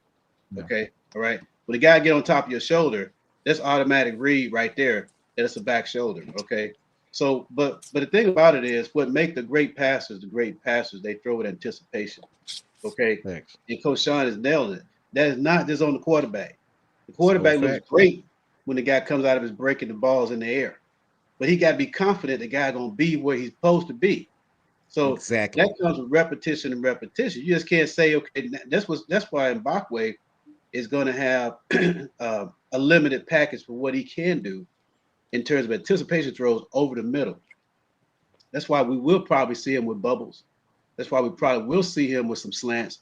That's why we probably will see him with some deep overs, which Jalen can throw really well, by the way, because that'll allow him to run away from the man and create space for himself. And open is really open. You don't have to throw him open at that point in time. That's why I also say Quavers is going to have a pretty big game because Jalen has some chemistry with him already. They connected quite a bit this year, and it's his first year there, which means that I think that he knew more about what Bohr wanted out of that particular play than anybody because he's been in the system, and that helps the quarterback know this guy. I know exactly where he's going to be. Okay, so that's the passing game in a nutshell. Right there. That's why we were so up and down, because Ryan Williams is advanced at creating. He's a great creative route runner, like Devontae Smith. In fact, he kind of mapped his game after Devontae Smith. Devontae Smith is so smooth in his route running. He's eating ground up on you. He's get up on your toes before you even know it, man, because he's so smooth in his route. And Ryan Williams is the same way already, which at a younger age. At a young age, this guy's so advanced, man. But I'm talking some stuff now that most people don't even understand, Coach Sean, because we rep that stuff in summertime. You know, we rep that stuff in the summertime, and you're trying to see what guys are playing leverage. You know, when you're coming out, you don't run a route at the same speed every time. Every you time, don't do it. You just don't do it. Every guy, he's a 4.3. He should be a great receiver. Yeah. Because, you know, he's running at 4.3 every time. So you know exactly how to play it. How can you set somebody up if you ain't changing it up on them? You know, anyway, I won't go off on that, man. Go ahead. No. Well, listen. We're putting them on game right now. But also got to put Goose up here saying, for the pretty boy girl rant, Coach Carl at the $4.99. Thank you very much, Goose, for the donation. I was dying laughing over here. Oh, man. Hey, Goose, that was great. man. DC Curry. You get an invitation to DC Curry. The thing about it, one of the best rants, man. You up there with Jans, man. The thing about it, Brinsky, man, is I be holding back, man. I be so frustrated, man, as a coach, that there's certain things you can't say. Like you certain things you just can't say. But now my football season over, Alabama regular season over, so I get a chance to sit down here and just let loose. So I don't have to be a basketball coach now. I can just sit back and let loose. It irritates the shit out of me, man. I'm telling you, I sit in the stands and I watch these guys running these deep routes. I mean, these deep NFL routes. Man, you won't have no damn Jordan Jefferson on your damn team. I mean, you ain't got no damn Odell Beckham on your damn team that can just go out here and just make all these spectacular catches. You ain't got no DK. Yeah, you ain't got no DK. You have 3 seconds to do it. Not Jalen Milroe, not with that line. You got that's what makes Sark different. That's what makes Sark different. You got a line that not being able to hold up on anything, and you want to kid stand in the pocket and just stand in the pocket and be a pocket damn passer. That's the biggest problem that you see with Shedeur Sanders. Once that kid starts screaming outside the pocket, he's dynamic. But you want to make these kids stand in the pocket and go through 1, 2, 3 read. Man, by the time you go from 1 to 2, yeah, you already got people at your damn feet or people hanging on your shoulder. Put these guys out there and damn bootleg, man. Fake ball, bootleg their ass out there. And now he got a run pass option. You give him a run pass option, and then okay, boom, he throwing it. Next thing you know, these linebackers will start sucking. Boom, Jalen Milroe takes off on the run pass. That what made Deshaun Watson. Put Deshaun Watson ass out there in space. He made the right read every single time. And he beat our ass twice with the same different shit. The problem with us this year is we tried to run an RPO, but we ended up just running a PO. There wasn't no run. There's no run. That's fact. That's fact. That's the best way to put it. Hey, you say, but hey, I'm not saying RPO time. I'm saying bootlegging him out. I know. No, you It's said on the- pissed on the- off. That's what you said. you bootleg him out, Ty, on a passing route, and then he got a run option. So it's a pass on the bootleg, and if the defense sink, you run it. If the defense comes up, you pass it. Oh no, I'm what I'm in saying. 100% agreement. I'm just saying what Bama did this year. They tried to Nah. do the RPO, but they didn't have any run, so it was just a pass option. Yeah, they didn't do. I don't even think they tried to do RPO anyway. I think it was just that quarterback keep this, quarterback keep that. I don't think they was reading. Like if it was RPO, his ass won't be reading defense in or RPO. You watching the linebacker because everything is quick. That was a counter read. That was a Yeah. quarterback counter read. That was strictly for Jalen. Yeah, He has they either want him to hand it off or keep it himself. I don't know if the pass was even an option most of the time when I seen us, man. Well, here's why I say that. We can go. We look at the God. What game was it? It was one of the first 3 games. There was a beautiful play that I've talked about all the time, where it started off as what I would call an RPO. Jalen went to start running, and before the lineman ever got downfield, he looked, and there was Caleb Odom, and he dumped it off 7-8 yards to Caleb Odom. But the play, I mean, if we would have done that all year, you weren't going to stop that consistently, right? And it was kind of like what Coach Carl was saying. They got him moving out.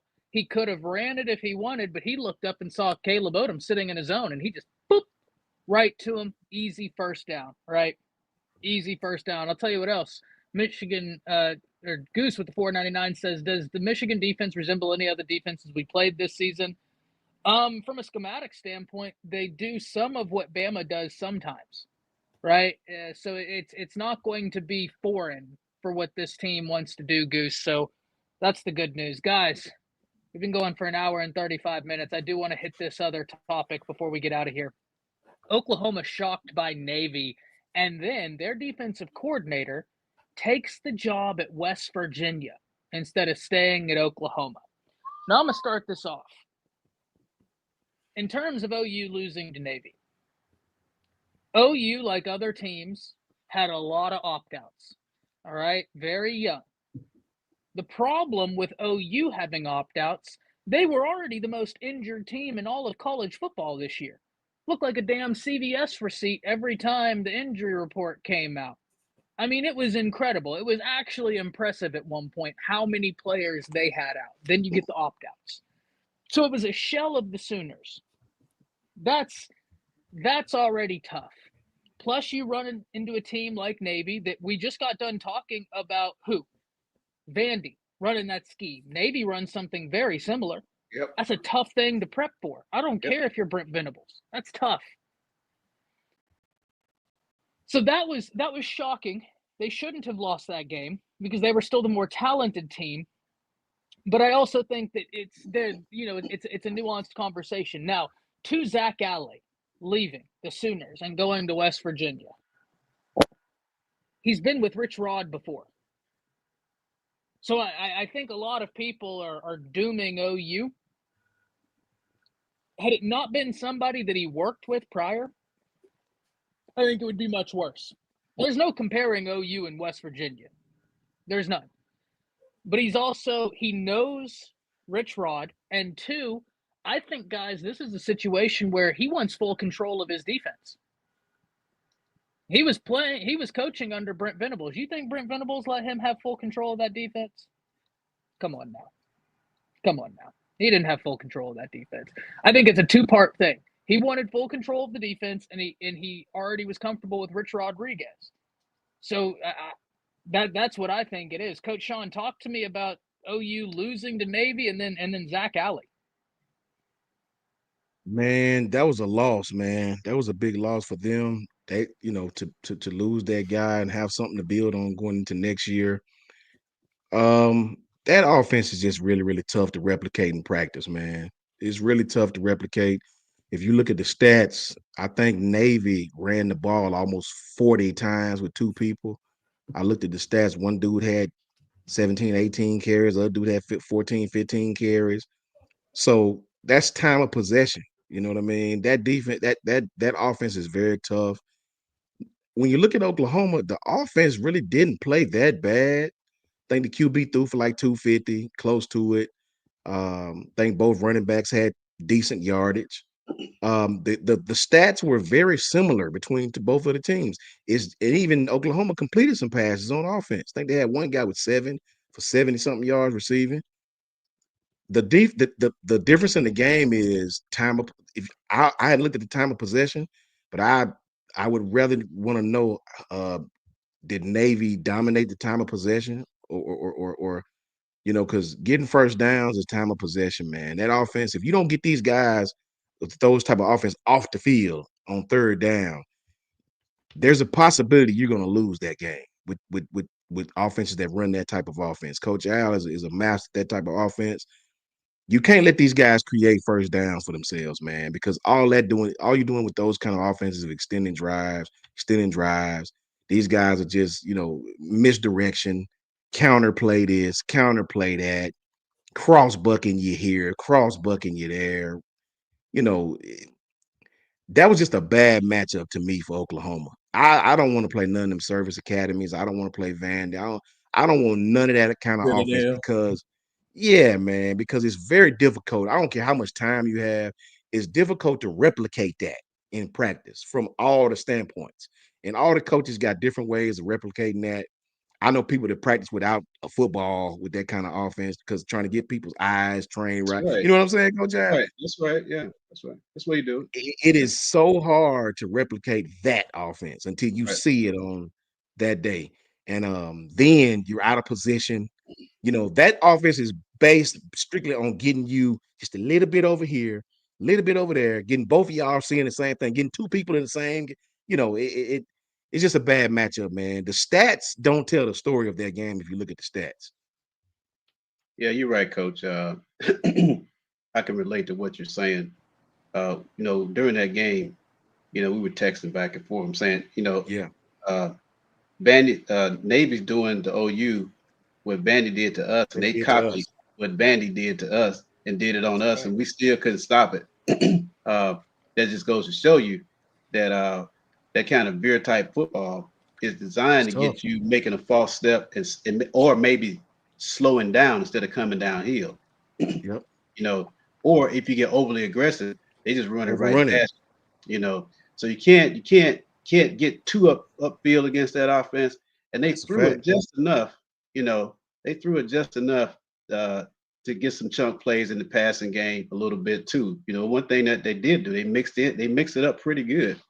OU, like I said, it's just hard to prepare. You said we used to run that offense, like I told you. And in fact, I had a quarterback to go to Navy from our school to run that offense. Okay. Even though we had switched over to the Tony Franklin system after that, but we had a quarterback to go to Georgia Tech to run that same scheme, and you just could not stop us. Okay. We were running it so fast, you couldn't read it as fast as we were running it because we run it every day.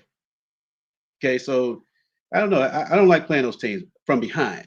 Now, if I play in front, they got problems. And that's what OU did. OU came off the gas. They should have stayed on the gas, put points up on the board. Navy would have had to try to correspond to try to play and get out of character. Didn't happen that way.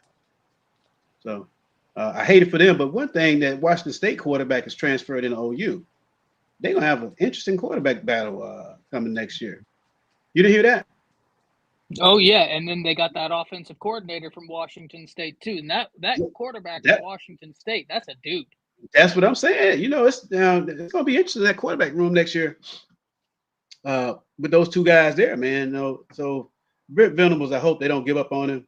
I hope they give him a chance to reconstitute his staff and get his people in, just like DeBoer. I think that in time, DeBoer will do something with his staff. I think there will be some turnover there.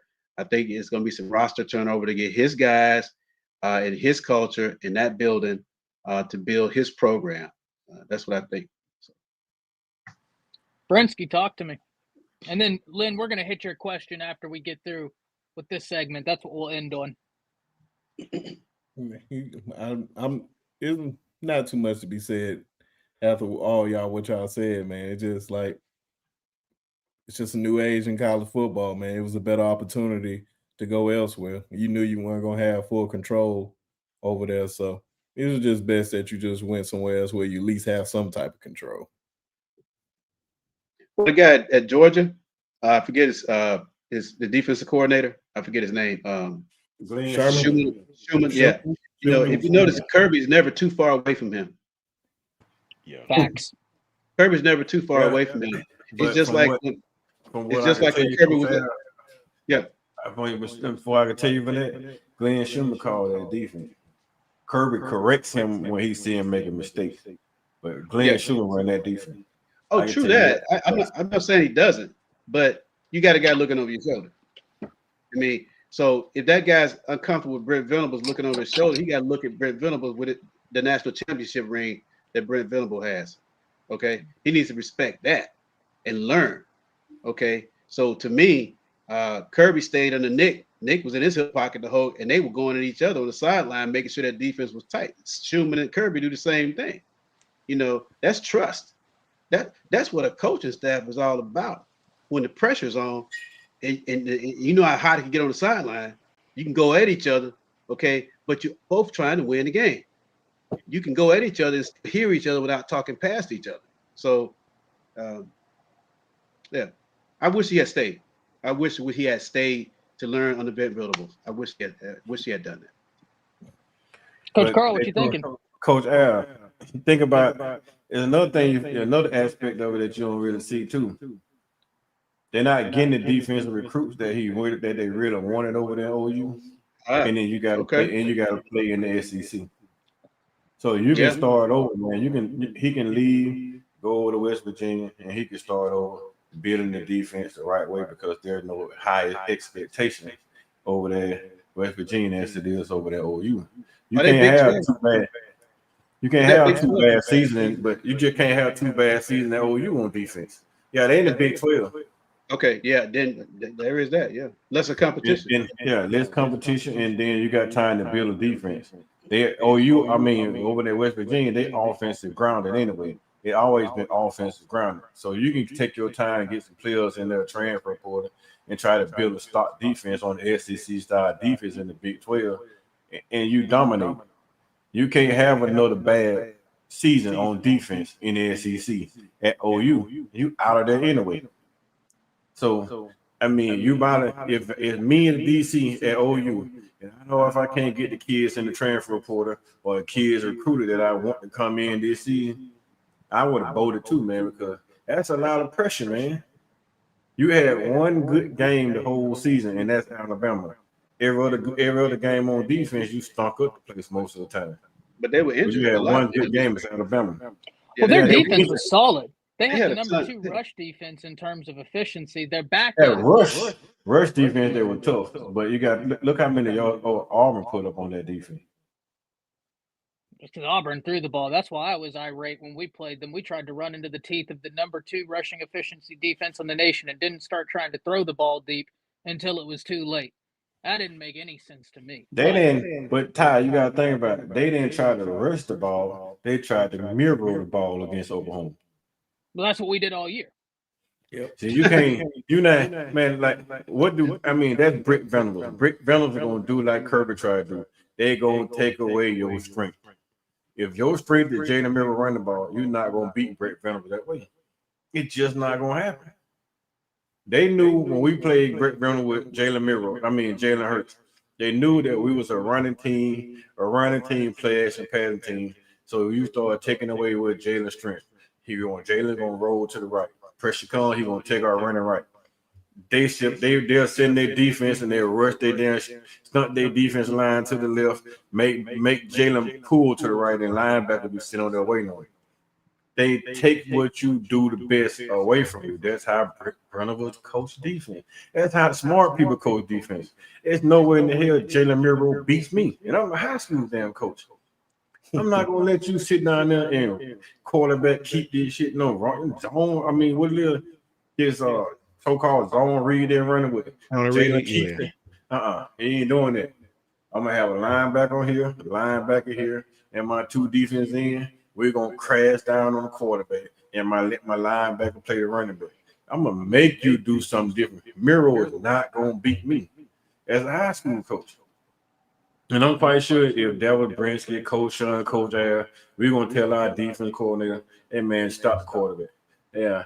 I let Ryan Williams go off and get 6 TDs. Yeah, you hit him too. He gets catching that man damn ball. You keep tagging his ass. He gonna drop a few. He ain't SEC built right, so we're gonna tag the shit out of his ass. We're gonna push him out of bounds. We're gonna talk about his daddy. You know, okay, you Alabama, but your daddy from Auburn, you suck. And we're gonna do everything we can to get you out of your game. But we're gonna stop Miro. What Vandy do? Vandy stop Miro most of the time. Oklahoma stop Miro. Tennessee stop Miro, and they start tagging Ryan Williams. They'll grab Ryan Williams, throw his ass on the ground. They're tagging him after the play. They're pushing him after the play, get him out of the comfort zone. They were just touching. You're not going to anybody else. It's a two-man team in Alabama right now. Ryan and damn Jalen. They got Bernard in the game later on in the season. But before that, man, it was Ryan and Jalen. That's it. A two-man damn team. Once they figure out, let's stop Ryan from going deep because he's not physical enough right now to beat us across the middle. And let's shut down Jalen Miro. Georgia did it in the second half. Shit, we barely can move the ball in the second half against Georgia. If one spectacular catch by Ryan, shit, we lose that game against Georgia. I mean, that's just be honest. And I'm like, shit. So I'm looking at like Brett Venables, West Virginia. You get the same money, you get more rounds of the team, and it ain't got that much pressure. That's an easy victory. If you go to West Virginia and you turn this defense into a top 30 defense in the country, you start winning for games on defense, get 1 or 2 kids drafted off their defense. Yeah, that guy gonna be a damn hot commodity off a head coach. Everybody gonna want to try to bring him in as a head coach. I don't mind it. I hate it for OU. I really do. But shit, that Brett Venables, man, that's Oklahoma. You can get it. You can make a phone call, man. Just get down there just by any coach you want outside of the coaches in the SEC. You can call over and get anybody from the ACC, down there anybody from the Big Ten.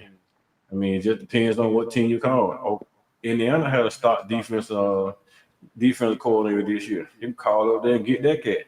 That cat won 11 games with that type of thing, with those keys, transfer portal. I mean, so you can get that guy, bring him in, put him on your program, do good. We constantly have a good defense. I always have a good defense. There's so many good defensive coaches out there, man. You just got to bring them in, put them in your system, have them running things the way you want to run it, and then we good to go, man. I don't really care about it, man. I mean, shit. As long as they Alabama losing coaches, I really don't care. Oklahoma beat us, so maybe they should lose Brent Venables too. Shit. Let's hire Venables and break him down to damn Tuscaloosa. Shit. Well, I mean, that's how I feel about it. Let me tell you this real quick. What I believe really quickly, the difference in Oklahoma and Texas is obviously Sark has a year on Brent Venables, right? We never know what Oklahoma's gonna look like next year. Sark has a year, but this is the difference. Back when the Red River rivalry was going on, and they I think Oklahoma beat them in his first year or so. When did Ty? Brent Venables' first year, I think he beat Sark. Did he not?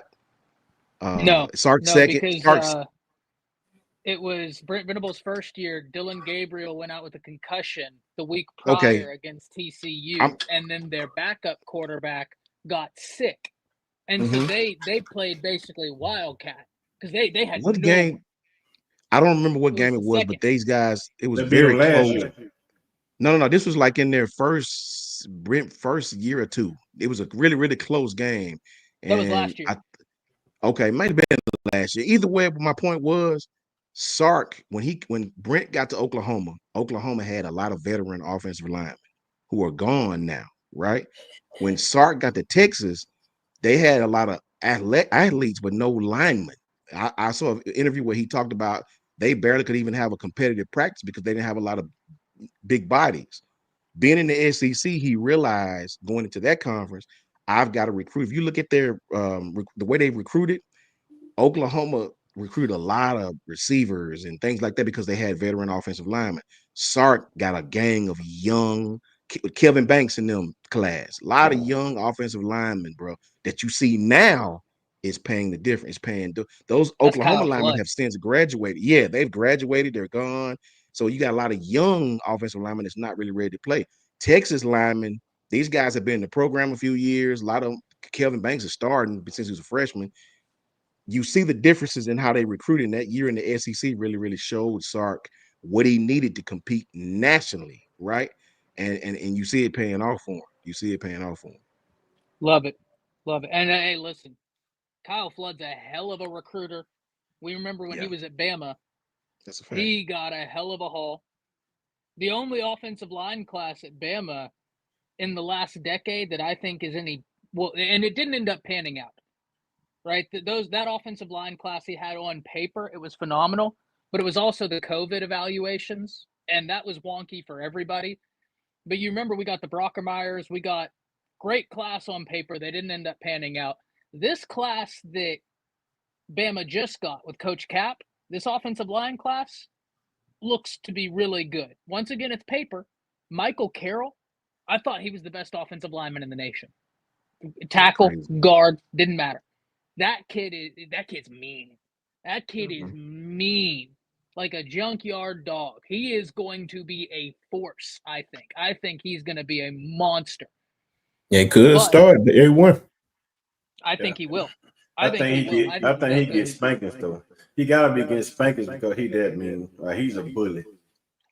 Bro, he Jackson Lloyd too. Jackson Lloyd, a hell of an athlete. Jackson Lloyd, man. Jackson Lloyd, Mal Waldrop. Like this is a hell of a class, y'all. It's a hell of Mal a class. Waldrop's a bully too, yeah. So hell of a class. Jackson Lloyd is a pass protector. I like Jackson Lloyd footwork. Yeah. Asking. Yep. Want to hit this, and then this is going to be the last thing. We're going to plug up the channels and get out of here. Lynn Janey with the $25. Thank you very much, Lynn. Great supporter of the channel, friend of the channel. You all, you know how we feel about you over here, Lynn. Says, coaches, I know what I think. I want to know what you guys think. Is the win more important to win this game and play Milroe to the end, or is it more important to see the backup quarterback, Simpson and Mack, in live action? What is it? I'll be brief in mine. If Milroe wants to play, you play. Because he started this. He was the captain that steadied the ship whenever Saban retired. He was been an unbelievable leader. And he has just been someone who was so important to Alabama. So incredibly important to Alabama. And I think when Milroe's at his best, he is awesome. He is awesome. This is another opportunity for him to go out against a well-coached team and to continue perfecting his craft. Now, if in the third, fourth quarter, this is a blowout, which I don't know I don't think it will be. But if it's a blowout, that's when you can say, okay, Milroe, you take your last few snaps, then we're going to get Ty Austin Mack in here and keep you healthy for the draft. We've won the game. Let's ride. But for me, I'm rolling with Milroe. Coach Sean, what do you think? I'm kind of the same. Lynn, if it's a blowout, let Jalen take his bow, let him run around the stadium, give him a big hand of ovation and show our appreciation for him. But if this game is competitive, no, I want the win because this win will catapult you into the spring. A loss is bad right now. I want the win under all circumstances because if you go into the spring with a win against Michigan, everybody's happy, everybody's feeling good. They know the competition is going to be open. You know this. Ty, we don't have to play him. I'd like to see him. Don't get me wrong. But I'm right here. To me, it's just not a necessity because Jalen's probably going to go to the league, man. So, but if you lose this game, no, it's all bad. It's all bad. 4 losses, it's all bad. The win to me is the most important thing because from that win, the tentacles will all be positive. Everything gonna be on a high going into the spring. Yeah, I completely agree. Hey, Lance, I really like the question you put out there to us, man. Okay, I'm gonna say it clearly like this: I hate losing more than I like winning. Sure. And I have this thing that I used to tell my players: all the time. It's called a theory of nothing. Coach Sean, you've heard me say that. Yes, sir. Yeah. What does that mean, Lynn? That we don't want to give the opponent nothing.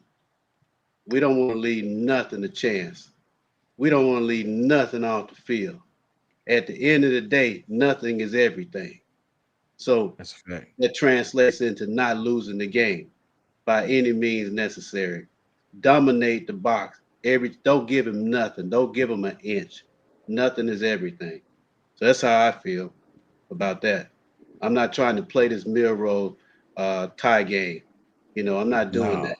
It's all that's the problem with things. This is a team game. It's a team sport. Ty has shown that he's all in anyway, else he would have left. Yeah, I don't have to. Okay. Facts. I'm not going anywhere. Ty don't have to prove anything to us, man. He's Bama. Okay. He's built by Bama. And he's gonna have to compete for a position next year. That's what makes him better anyway. If he's gonna run away from that, he would have been ran away from that.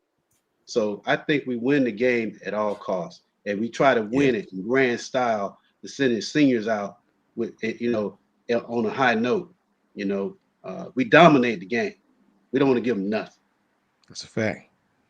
And really quickly, everybody in the world used transitive properties against Alabama. We beat Tennessee, so that means y'all suck. Y'all Tennessee beat. Okay, well, you lost against Michigan. How about we put belt to their asses, right? Leave no doubt. So the whole world can be like, man, maybe we should have put Alabama in. You're not directing it at Ebony, are you?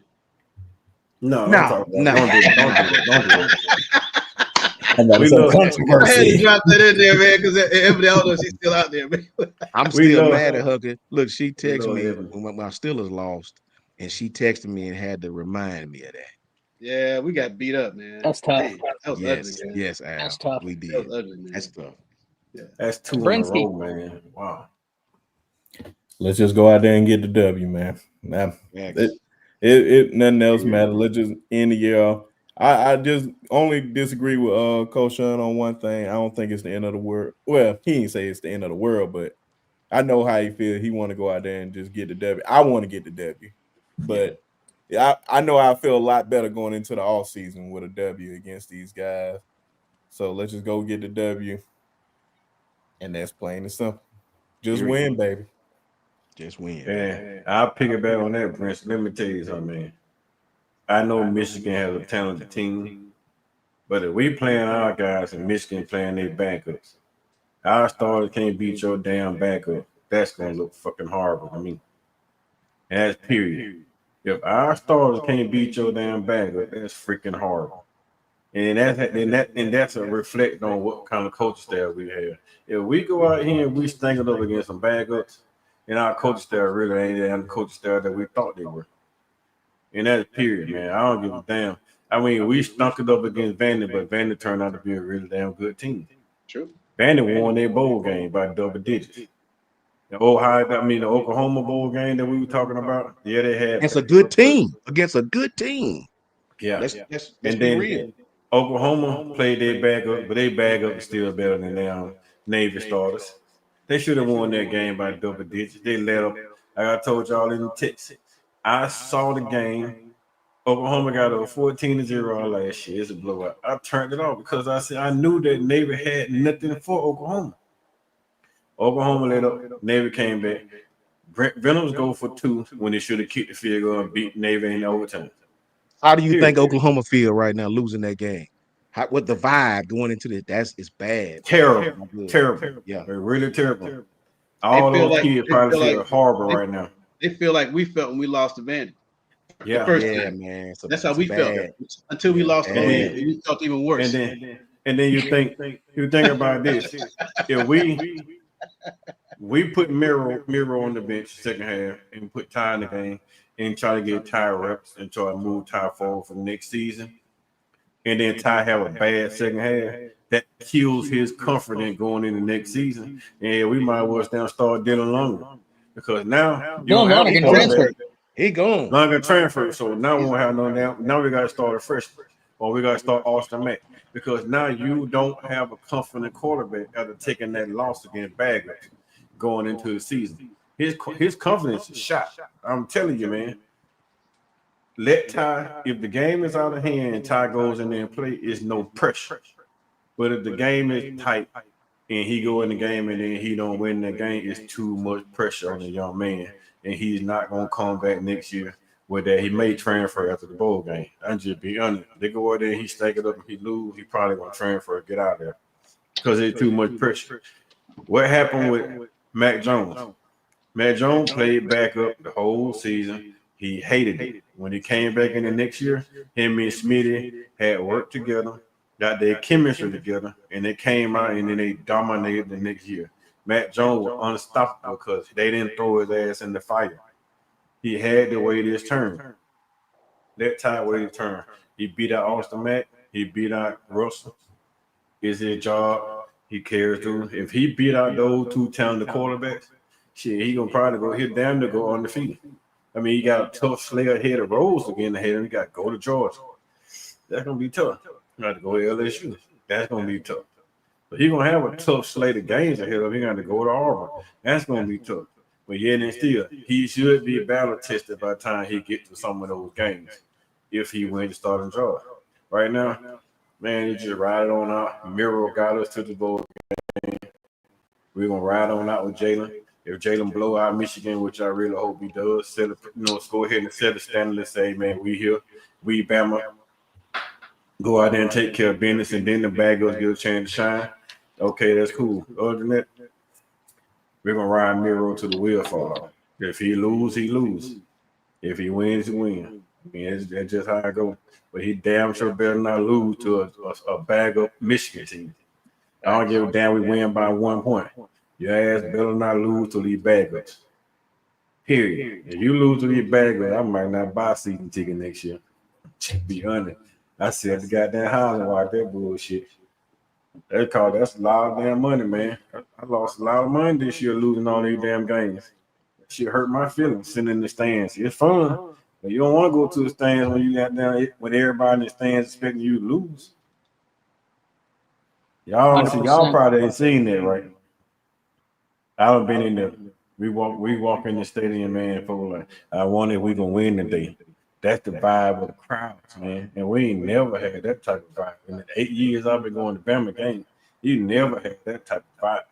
Even when Joe Burrow come to town, we didn't think we were really gonna lose that game. Joe Burrow and LSU had one of the most potent offenses we ever seen. They was like, oh shit, we finna beat the shit out of Burrow. Burrow finna get a shot. Until Trump stood up, and everybody like, oh. It got worse. I mean, he came in, they stopped the game, they announced that he was there, and the crowd was happy. But it seemed like the team sucked the air out of the team. Because Nick Saban said he really didn't want Trump to come because it was a different aspect. And it seemed like it sucked out the team. And then Joe Burrow came out and said, hey, he looked up, fanned his hand like whatever, and came out there more and boom, boom, two touchdowns back to back, like. Damn, are we gonna stop this dude today? But no, man.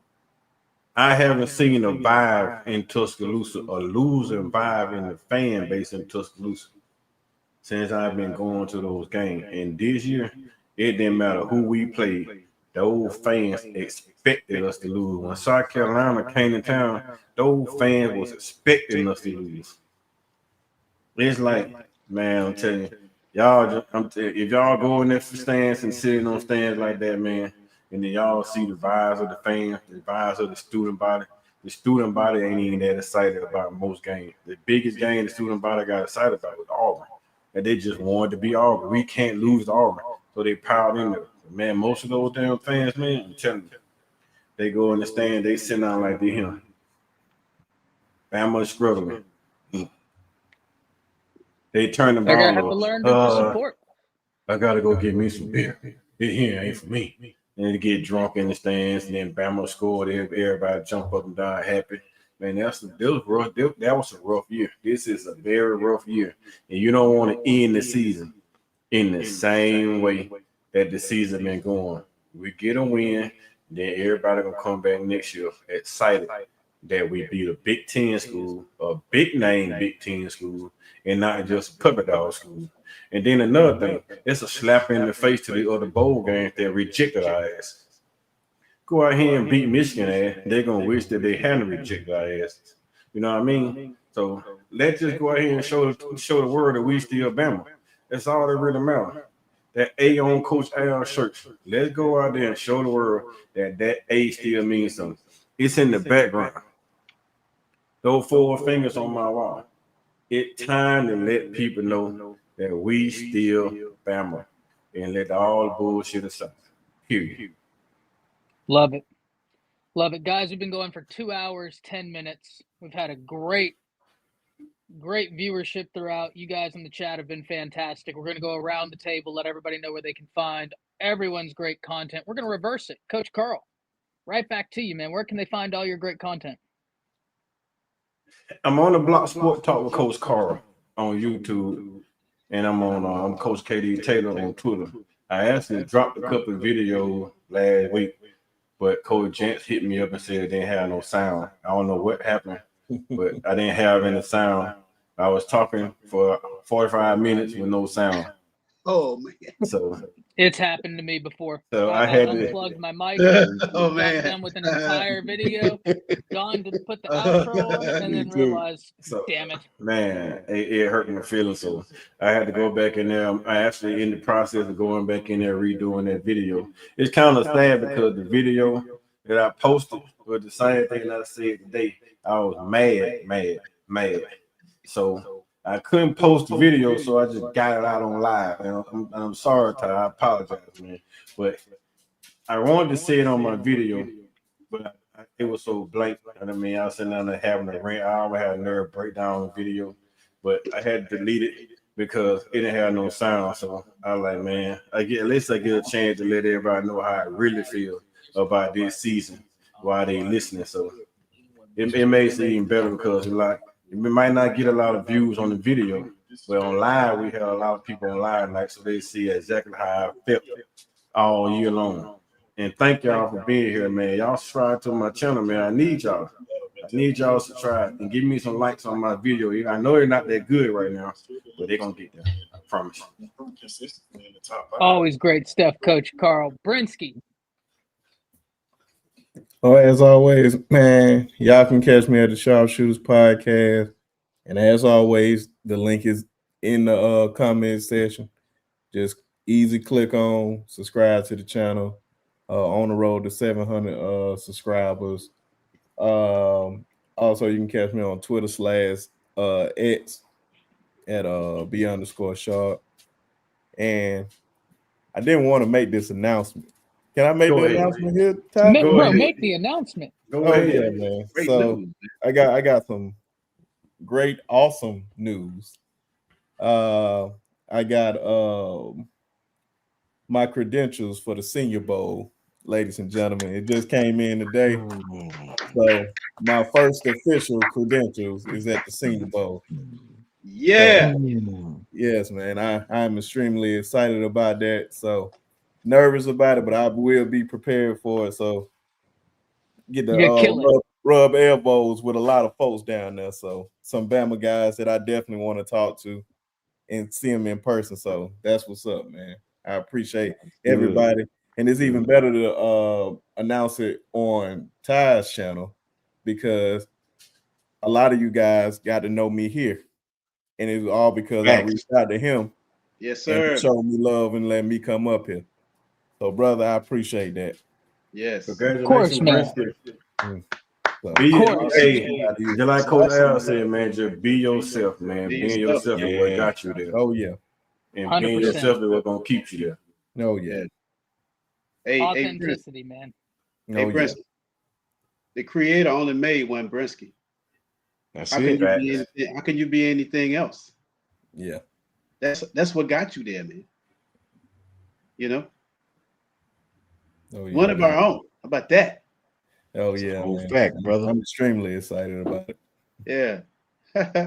Well, I'm just an OG. I'm not a content creator. These guys are gracious enough to let me hang out with them and talk ball. And but you can catch me on Twitter. AlSan79 on Twitter or X, whatever you want to call it. or on Instagram at al.sanders. That's me. I'll hit you back and we can chop it up, you know. But thanks for letting me hang out, Ty and Sean, and Coach Carl, man. Appreciate you guys, man. And letting the old guy hang out with you. Okay.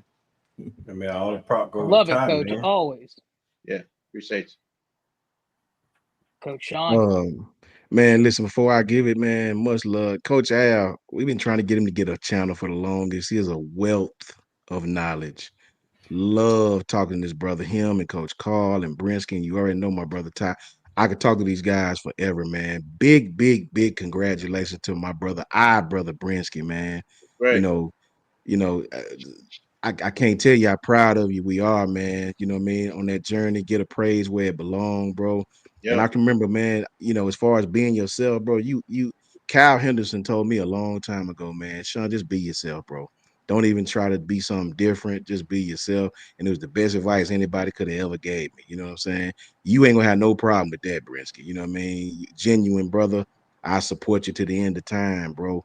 You know what I'm saying? And that's a whole fact, man. Shout out to Piano Man. Shout out to Jance. All my brothers right here on the panel. Shout out to them boys over there at Bama Standard.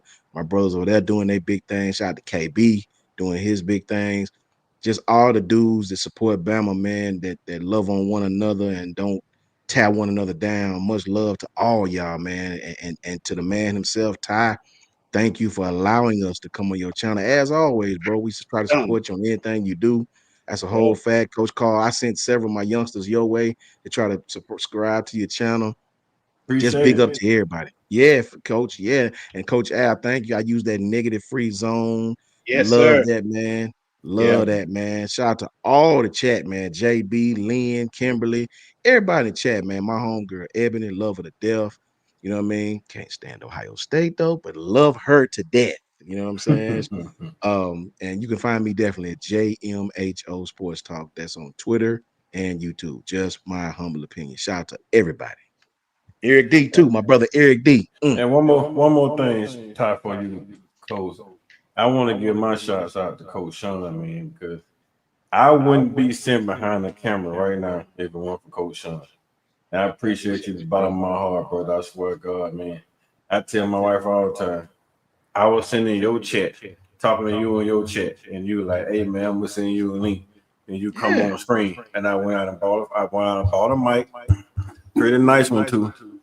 When I bought me a mic, got me a nice camera, plugged up to my laptop, and then I came on here and we started talking football. Because, I mean, I've been coaching football for 9 years, man, in high school. Wow. I had a lot of pressure. It's a lot of pressure when you start from a school, man, that you actually play football there. Like I graduated from the school, went back and started coaching at the school, and we took a 0-win team, man, from a team that hadn't won a game in 10 years. And we took them in and we put them in the playoffs, man. Had probably 2 or 3 kids, man, that probably gonna play D1 college football. And then I left last year and came out here to my home school. So right down here in the city I live, which was very painful for me. But y'all helped me ease the pain, man, by me leaving there and meeting you guys, man. Went up there and hung out with my brother Sean on A&M homecoming. And now, man, like literally, I'm trying to convince my wife who let me move to Huntsville. That's just how genuine that brother is, man. Like that's a good brother, man. I promise you. Anybody here on YouTube, man, y'all feel like y'all need anything, y'all need a friend to talk to. Listen, man, hit up Coach Sean. That's a genuine dude, man. Coach Ty. Ty's genius, man. That's a genuine dude, man. Ty invited me to his channel. Coach Sean brought me on, and Ty invited me on. Then I linked up with Brinsky and Coach Al, man. Like these guys you see on the panel with Ty are all genuine.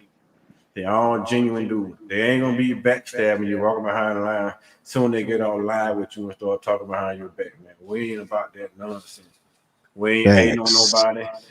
We ain't gonna never hate on nobody. If you got a channel, your channel hot, we're gonna give you all the props we can, man. We're gonna pump your shit up. Like KB booming over there. And we appreciate him stopping in our chats, man.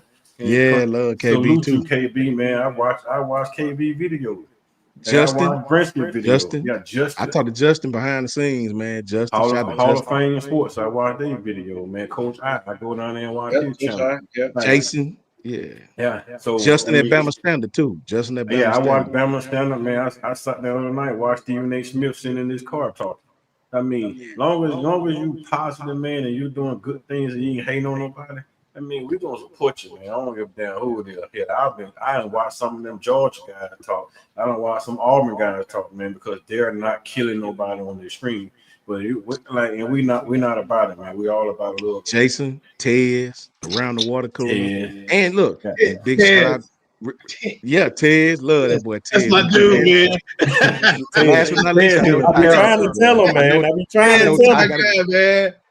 big shout out because the man who gave me my start, this man, regardless of what you want to say, shout out to Kyle Henderson. Kyle Henderson.